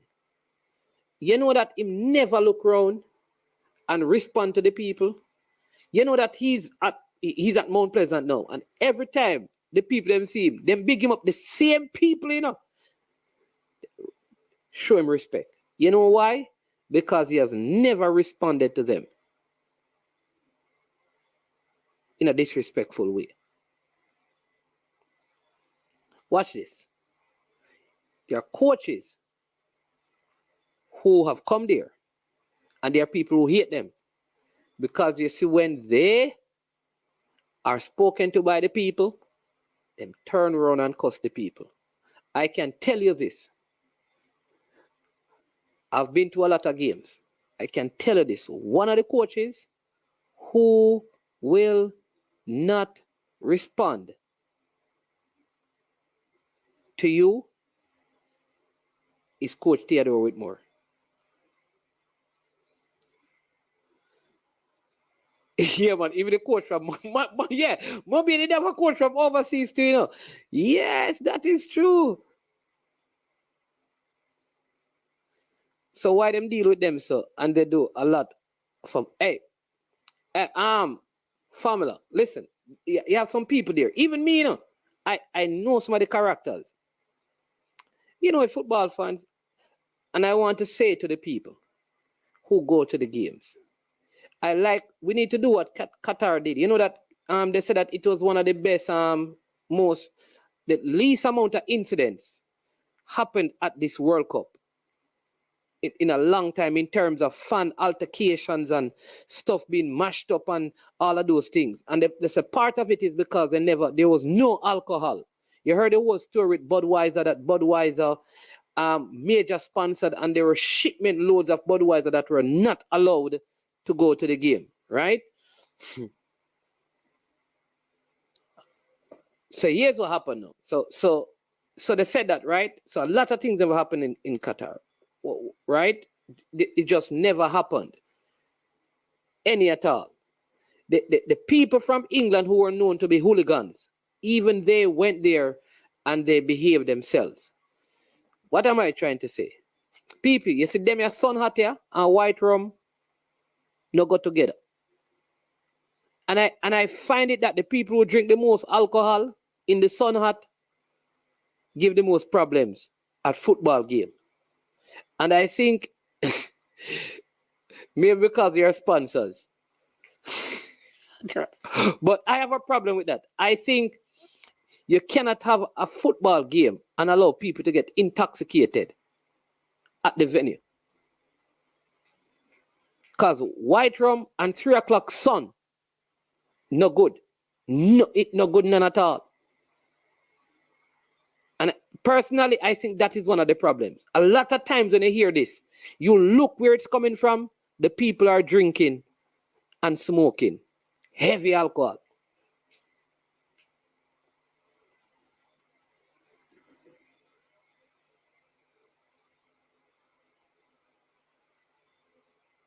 So that's my theory formula. That's the only thing. I think when they're finished and they come off the alcohol, yeah, they're better. Yeah. There you go. And that's what you must do. All right. I mean, listen, there are players. Do you know that there are players who want to come on social media, like on platforms, even players in the JPL? I talk to players who say, no, sir, yo, me listen to them players that deal with a beer disrespecting the fans them go on with. There are players who have a fear because they believe that they are going to respond in a negative way and they want to protect themselves from that. No, I can't blame them. I totally understand it. I don't think it's the best way because, like you saw with Amal, when people hear from you sometimes, they get a better picture. You saw that even with Damian Lowe interview, that the fact that Damian Lowe came out and spoke it changed the whole perspective. Somebody sent me something recently with Alvis Powell, and he was saying the same thing. He says, yeah, he knew that he made a mistake. Yeah, he have a problem with people. I think saying like, him shouldn't be in the squad and stuff, but they forget some of the stuff that he has done for the nation and thing. And he has a point, And if you say that, listen, Alvis, you mash up no star, leave the team. That's one thing. And leave it here, sir. And leave it here. You're not playing no ball, you shouldn't be in the squad. And you leave it here. That's me. And if you get into an outburst where you really do something, you have to go back and say, listen, man, I was upset. I was hurt because of the loss. I said some things that were wrong. And you apologize and you move on.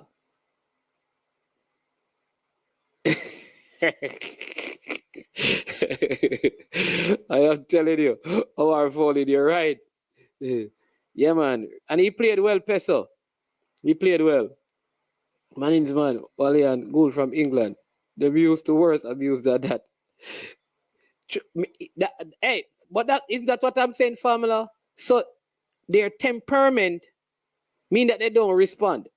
And one thing I'll give to like when I watch Arsene Wenger, you know what time the fans in Arsenal say Wenger out, roll up signs and stuff. The same fans when Arsene Wenger returned for the last game were the same fans singing the Arsene Wenger song.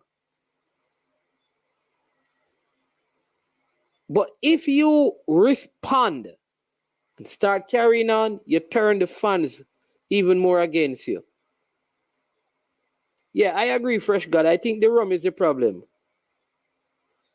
I don't know. That's me still. I could be wrong.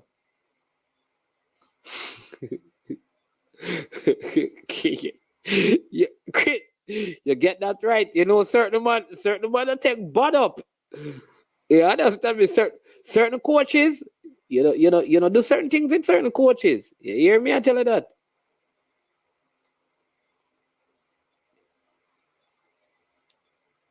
You understand me? You have to. Certain coaches don't take certain things.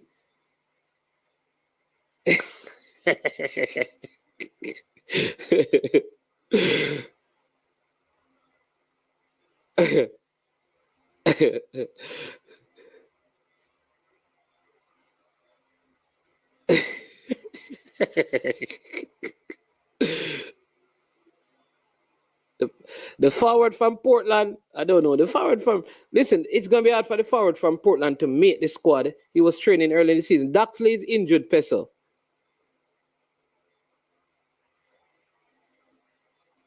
Yeah. But I think somebody was saying that people are public. All right.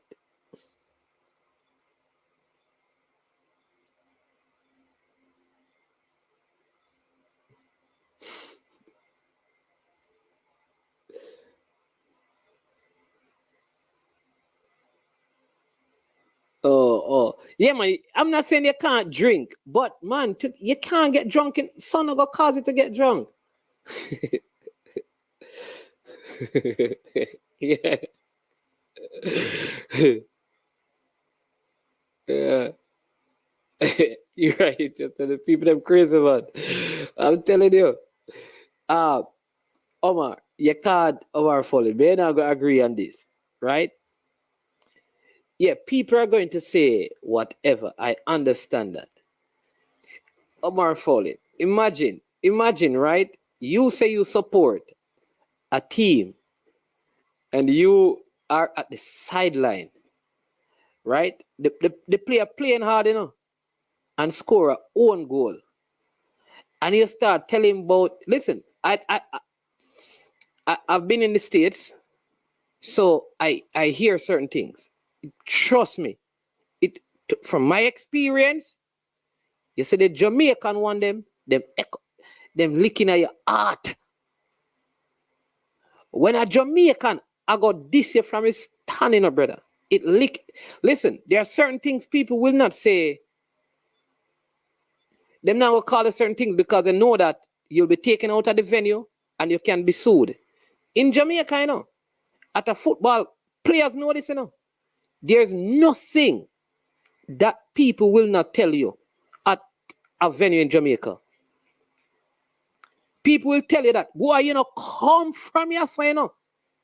You see, when you come off of this, I bear this and bear that you are get, you know. Hey, boy, we can go do this. What kind of, who you sleep with? Listen, hey, Bridget,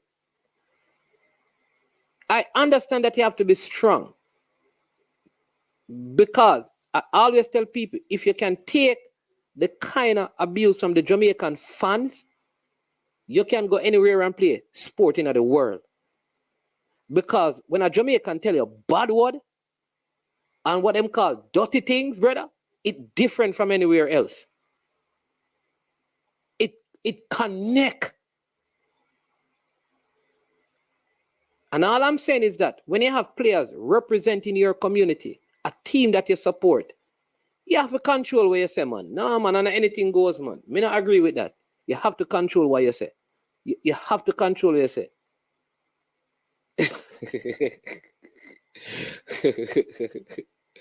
Yeah. You have to control what you say.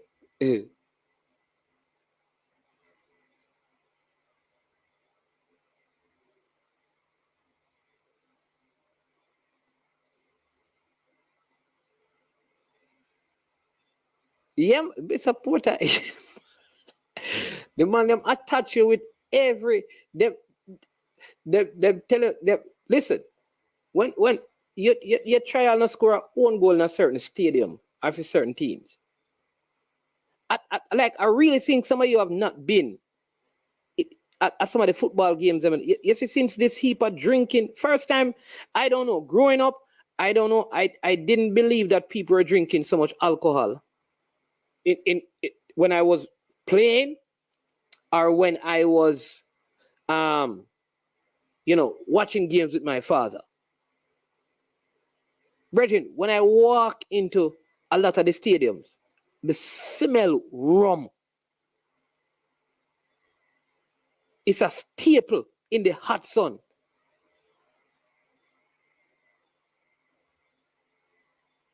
So I think we have to filter some of the things, man. Some of them are right.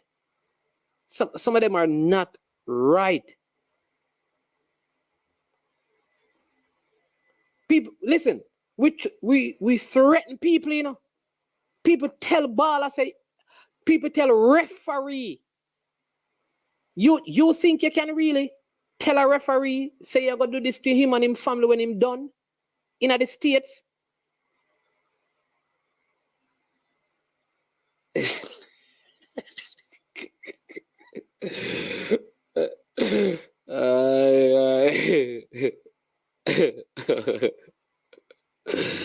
Pesa, you're missing the point.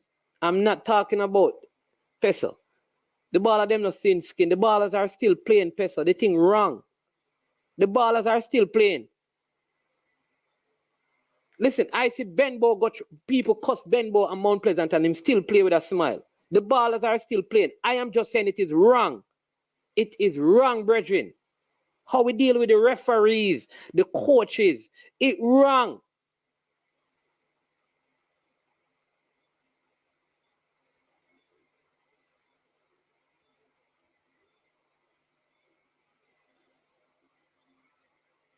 Rob Simit. All right, so I have this friend, right, named Diego. Sometimes my wife tell me that we need to come out of the house. See a problem we have. We need to come out of the house. Because she said, how me talk on the phone? It's like me and the man physically fight.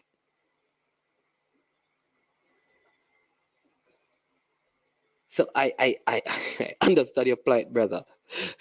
It's more than just rum, right? But Pesa, all I'm saying, Pesa, is that the referees are still reffing the game.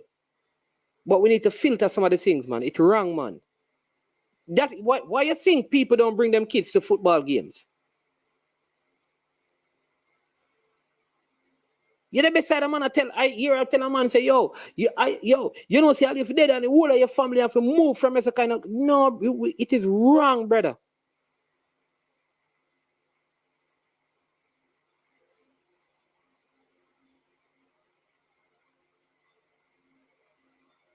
Me not say players don't forget cussing, man. Come here, cuss players too, man.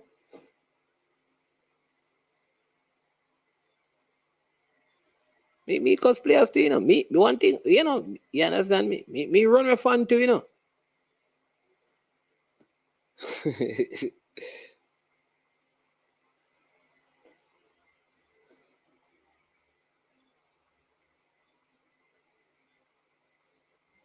Yeah, that's what I'm saying, that if you say certain things in certain stadiums in the States, you could get arrested for it, locked up,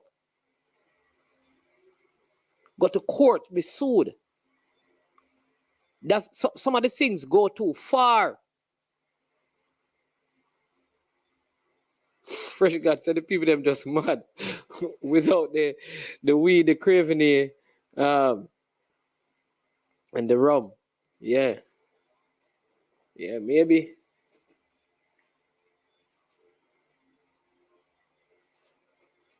Yeah. So, yeah, man. But that's what's happening. But go out and support the league. You understand me? And also get to know. I said to the fans, get to know the players, man. You understand me? Get to know them. And as vloggers, we need to see if we can get as many of them to share their story so people can see just the other side of them. You understand me? Sometimes some of them need some, you know, what we call cussing or some racing up. But for the most part, honestly, if you know what some of them go through, you wouldn't treat them the way you do. I was talking to a player, right? Because I always talk to the players. I always trying to find ways how I can encourage them and just trying to hear, because you see them sometimes and you see, like, when I look on the faces, though they're playing football, it's like they have given up. Like, they're just, right? So I was talking to this player and he was talking about what he did in 2017. Was one of the best in his position in Jamaica. All right? Could have been overseas, you know, opted not to, which was, I think, his own personal mistake. Anyways, went even to the Gold Cup and he did absolutely well. You know what he said? He came back, he did well, winning the league. 2 years after that, 2019, we are going to the Gold Cup. The players from in 2017, we had some players from England who were surprised at his age and wondering what he was doing, playing in Jamaica, because they were so impressed with him and thought, like, why haven't you been in the team? Anyways, in 2019, he was not included in the team, though he was playing at a higher level than he was in 2017. His whole thing is this. They put out a story that the reason why he wasn't in the team was because he was injured. No, Family, no, man, he didn't choose that. He was at a club that time that was doing well and playing in like the club championship. So they were doing well.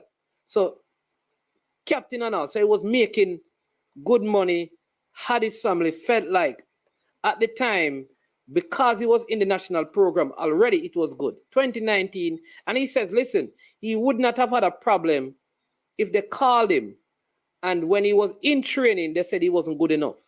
They didn't even call him, right, though he was performing well, and the story that they put out was that he was injured. And do you know that he still has the article? Because people are wondering what was wrong. Why wasn't he in the team in 2019? And he still has the article, he says. And so, like, for him now, I mean, he's past his prime now and stuff. I'm an older player. For him now, it's like, not care so much about him. Play the football and enjoy it and thing. But he felt like, So you would see like a player like that and give him a hard time. But unless you hear the story, sometimes they don't understand so players get it hard still. I'm telling you, like, you remember even when Byron Earl, I did the interview with Byron Earl. Byron Earl had a contract signed to go to England. And he said it, the club that he was at did everything and ensure that him don't leave. He couldn't leave the club to go to any other club in Jamaica, and he couldn't leave the club to go foreign. And he stayed there and just got mashed up. Got injury, and his career just went down. So sometimes you have to actually hear some of the stories, you know, to realize sometimes why the players probably act and behave the way that they do. Because they feel like, whether we agree or not, they feel like some injustice has been done to them.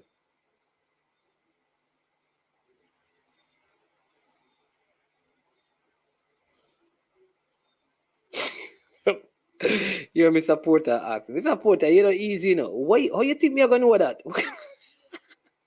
Mr. Porter, how you think me if you answer? How you think me? You, all right, we have to go try and talk to him and find out, but I don't know. Bless up Balakar. I would not know. I don't know. I only can tell you the players that I talk to, and I can only give you from their perspective what they say. There's an ex-forward who was on the same team as the player I'm talking about that was scoring lots of goals. And I tell you this, I'm going to call the forward name, Dino Williams. Do you know that Dino Williams' injury, part of it had to do with a national team, right? His club was involved and his club tried. So part of what I want to know is like, so if I'm in a national team and I get an injury, say I feel better, I start playing to my club and the injury act up again. Who is responsible for that? So say I played for the national team and I get a hit in my ankle. All right, but you know, it go down and stuff, and you know, say 3 months after that, the same ankle and it gets worse, and the touch shows that something was there. Who is responsible for taking care of that? Is it the club or the national team? Balakar. Mannings, man. Yeah, man, where you going with it? Yeah, man, the ball and the name we just call me, I tell us, I have to call in and make you know, say, the youth career just go down the drain, so me I tell you. Dino Williams. Yeah, man. Yeah. Well, last to see Mannings, man. Yeah. Last time I see him, I don't want to go be in the heavy still. Look, I'm done with the football, Mannings, man. Mannings, man. So I heard the ball I get big. Yeah, man. He got, yeah. And guess what, Mannings, man? Them are things that we are talking about. They get injured at the national team and even something like that. They should have looked back on the youth and try to figure out something. Or maybe the club and the JFF should try. You know, maybe they need to have like like a dialogue. Yeah, maybe the players. Listen, what I would say is that they need to have Balakar. Let me say this to the players. I think the players. All right, I think the players need to have a players association so they can sign some sort of thing where there's some liability or some sort of coverage they get if they pick up injury playing for the national team that reoccur or it comes up bigger when they're playing for the clubs. If that can be found out, where the club and the national team have funds reserved to take care of those things, where it can be proven that it is national duty that led to it. I think something like that should be in place. That's my opinion still. But people will say that, but when a person, but Balakar, what I'm going to say to you is that when a player leave Manchester United and go play for them country and something happened to him, you know, say Manchester United take care of him though. Yeah. We know that. But when me say still Mannings, man, that you get a lot of opportunity to go overseas, you know. But guess what? Every time if you go, he can't go because the injury have, Yeah. him only can play in the local Premier League, like 15 minutes, or he start and do something brilliant. But to go on one club, now go work because that the injury they go affect him to train Again. every day. Yep. You understand? He can't pass the medical. Cannot pass the medical.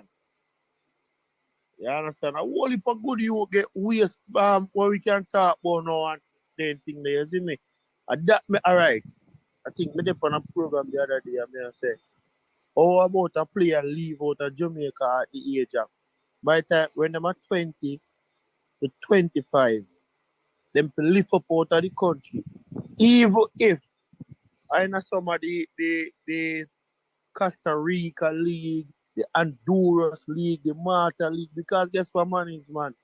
When they pass 26, 27, I probably want 1 year contract then get, Yeah, and yeah. then would have cut that in a half, man is man and send him back home, Unless you're a goalkeeper. No, a goalkeeper young. When you're 25, All right. 26, you're a goalkeeper, you're well young. You know that You there's see a me? next player, right? Who was at a club, played long in the USL, Jamaican national. You know, so the club out there didn't play him for 18 months because of some, the Jamaican club, sometimes they take some tough decision for the players, 18 months the man Yeah, not playing man the is ball, man. Telling you still, but like I said, there are two sides to a story still, but I tell you, brother. But say, Ryan and Errol Stevens, the program, they just depend, they listen to them. They still go on and man is man, that ball go through one piece of roughness. And me, I love it, as when I tell them on the program, I love it, Errol Stevens to come on more on the program and talk about like football overseas and the agents, like the overseas agents them from Africa and them places. If you hear a man talk about them man, a lot of these young ballers when they leave Jamaica need to be educated about that. You understand? Yeah. A lot of them need to be educated about that because the agent tell the players them to come, and then when you look the agent them sign one different thing where them evil they get more money than the player where supposed to happen. So we need to start and then we blame the player them say they not left Jamaica. So my time that better than stay. Yeah, but like I always say that there's always all I will say is that there always say while I support the players, there's also a next side to the story. Yeah. So I need to hear from the other side. Because I will tell you this, without an agent, you ain't going nowhere. Yeah, but some of the time the agent them, if you and them not have a good connection, you don't know say you go down with jail man is run. Yeah. Yeah, them make your guy club. And if you not make it, you're the on your road for yourself and try to come back a yard, man. Yeah. But listen, at the end of the day, I mean, you have players who do wrong things that we'll never hear about. If agents come out and talk about them, I have agents who do wrong. I think it goes both ways. Until you understand me, so you have to hear from both sides. Because there are players who have messed up things to other Jamaicans in other marketplaces. So you have them go places and how them operate and behave, them no want nobody else from Jamaica. So it's two ways that it goes. But then again, man. The clubs them are whoever say they don't want no like say for instance, or also use say for instance a baller go Trinidad and then do something bad at Trinidad. Then and a next club want a next baller from Jamaica from Trinidad. From the baller good enough then go take him. No baller car. I know. Yeah. All right, you believe what you want to believe. I know people that listen. Them don't want to deal with Jamaican because of what other Jamaicans have gone there and done. Not one, but they have had several experiences and they say, listen, we can go elsewhere and find talent. So Jamaica alone get trouble. And not Jamaica, no man. No, Lord of mercy, we are talking about. You're gone No, from man, just different. a talk with the No, talk man, is but no, hard. man. What I'm saying to you is that you have other places where they basically blacklist. It's not just Jamaica alone. There are other places too. Okay. So in the same way, you know, certain teams will say, yo, me no want nobody from my side will come from X place and Y place. People in Jamaica say that. Me get what you say, man. Me get the youth from Memphis, when we ask about Zimenez, Yes. we're going to Belgium. That transfer will come to I know Memphis and it come to. I don't have a clue. I don't have a clue. I don't have a clue. I No, don't know if just any money involved either. Sometimes okay. listen, which is what Amal Knight was saying today. Sometimes the transfers, right? The players don't. There's no money involved, but it is good for the players to go, so that because it's a higher level and you just stay there for a year, you do well, you move on. That is where the money comes in, and you get the sell-on clause. So a lot of times, this is the issue with the clubs. The clubs may be saying that if I am paying you $250,000, well, let's use $100,000 a month for 5 years, a lot of money that you gonna foreign now, and then me not get no money.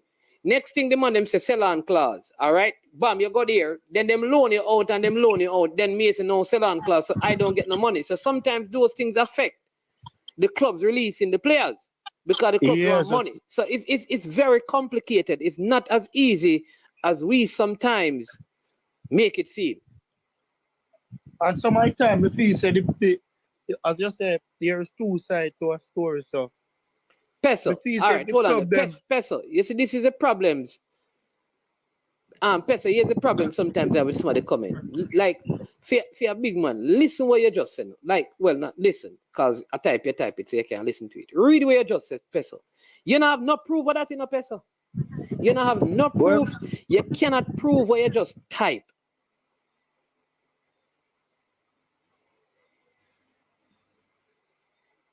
All right? You can't prove that. And because who are the quote unquote local agents? Who are those people? Come on, Peso man. We are going to 2023 no Peso. You better behave yourself. All right, I'm gonna say Balakar don't Bobby when I deal with them. You do your old McDonald thing for handcuff you, brother. Behave yourself, man. No man, sitting there. I'm breaking that too, man. Chuck was good, man. Drakes. Yeah, man, I know him good, man.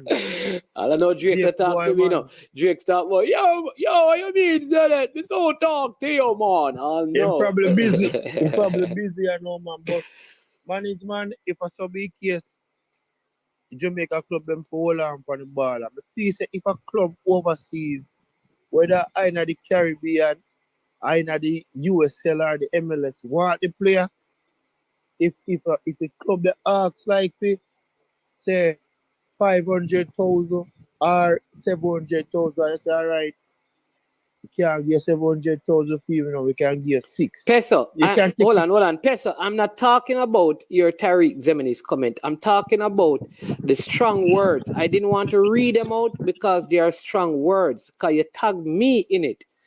I don't think you can prove that statement. It has nothing to do with the Tariq Zemeni's. That's not the one I'm talking about. I'm talking about the one before that. And I'm saying that we're going into a new year, brother. Now tell me if you do my research, Peso. Come on, don't tell me if you do my research, Peso, man. I was the first person to talk about Zemeni's from not even this year, from last season, man. Come on, man. Not do me that, Peso. Don't do me that. I'm talking about the statement up top.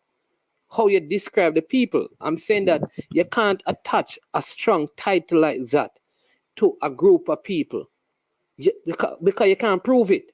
That's all I'm saying. If you can prove it, show the proof. Show me where the persons, you know that the persons are thieves. Because that's what you're calling the people. You said that the people are thieves. Where? Show me. Give me an instant, except that you hear something. And if you hear it, you have not proven it. but you're calling them thieves. Where is the proof that you have that the person you hear it from is sharing the truth with you and the agent and whom else don't have a next side of the story? That's all I'm saying to you. Because you have to listen all sides of the story before you come to your conclusion.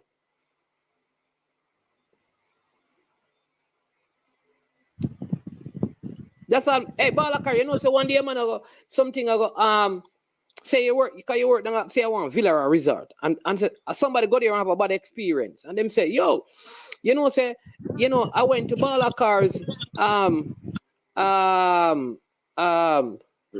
Villa.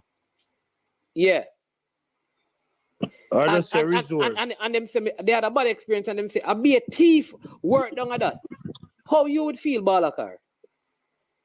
Because we don't feel bad because we know say no thief work down here. You know say you not involved. You are not one, but you get no. Yeah. That's you understand me? And when you say to the man, say, yo, what you talk about? Him say, well, me bring my phone there, and me no see it.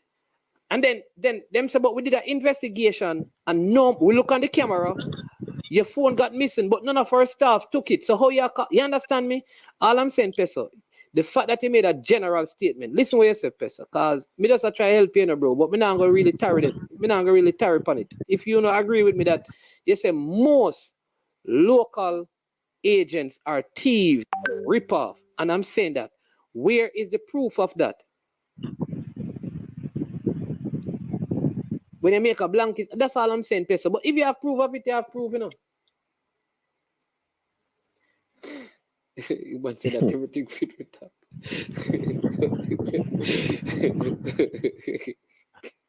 Hey, Peso, a new year, brother. Tell us you did. But Balakar, big up yourself, you know, man. You understand? Me think me go see a match, brother. You're not watching the match and where you going with, man? No, man, me there watch a more pleasant match because Balakar TV. Balakar, me I tell you about you tell about TV. I watch match, man. No, two of my brethren them did a match, you know. Them come down from foreign, but every time they come down, they always watch the local league. But when them are cut, me they left go somewhere else.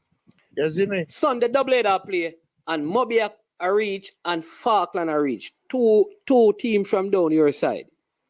Come watch a match. Yeah, Pesa supposed to be a match, you know.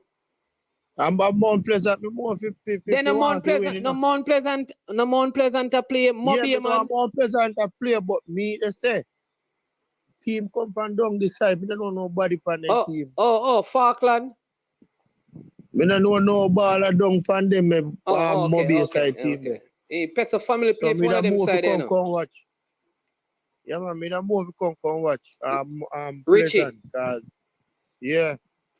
All right. So more forward off and forward off the show and yeah, man, bless up, man. Yeah, man, because I close, you know, because we gone past time. I should have hour and a half, but through your calling, you don't know we have to accept your call because you're a good youth. Although the man say I be a ball, you're a ball like camp, you know. Me talk to some Cedric man, you know, they must say ball care. Be a ball when he come from the cup. Man is man, look at him. Man is man, the unruly, you know, that man. Look at him, man. You see, every junior player, yeah, I can take that. Every junior player, I forget 2 pace. Yeah. I forget sit down. Until you turn senior player, you do it back.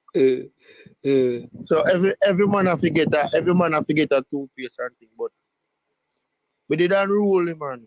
But whenever I coach, you make me happy, you know? Disrespect him, but if they do it, be better. But when we did young, me never think about that. You understand? Okay. So, okay. All right. At least you learn from your mistakes, which is good. Yeah, man. So I try to tell a little youth them now, but them a little youth, yeah. But you just see them alone, you know. Yeah. They don't take talk, you know. Yeah. So we link up then, man. Yeah, man. All right. Bless up, Balakar. Respect every time. All right. So people, listen, I want to thank all of you, know, because I am actually gonna run out of here now, you know. Big. Lots of love and respect to all of you.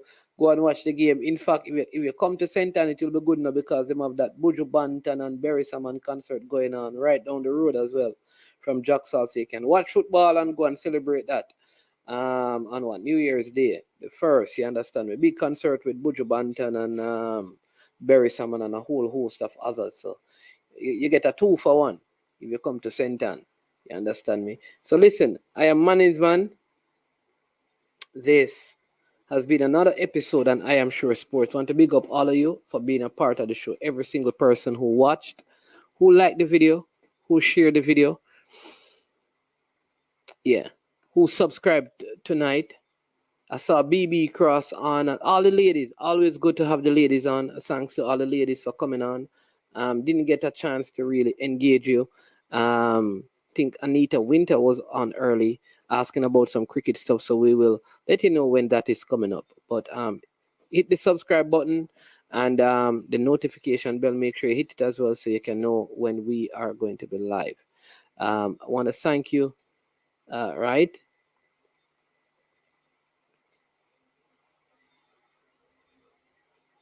I want to thank you for your time tonight. Join us again tomorrow at 3:30 when we'll be talking with Mr. Christopher Daring. He is the chairman of the marketing committee with the Jamaica Football Federation. We have an interview with him tomorrow to talk about what that will look like and, you know, how we as fans can be engaged in the process of helping to make the product Jamaica football more marketable. Big up to every single one of you. Listen, love for the love. You understand me?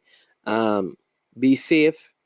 And I'm going to tell you this, right? If you have sons, daughters, spouses, parents, brothers, sisters, listen, today it is the 30th of December.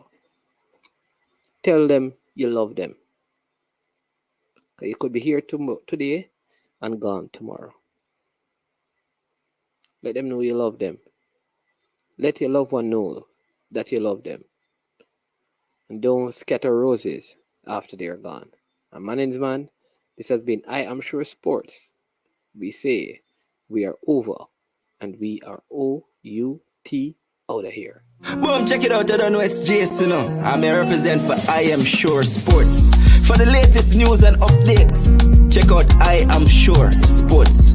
Make sure you go to the YouTube channel, subscribe and share. Jace representing I Am Sure. I Am Sure Sports.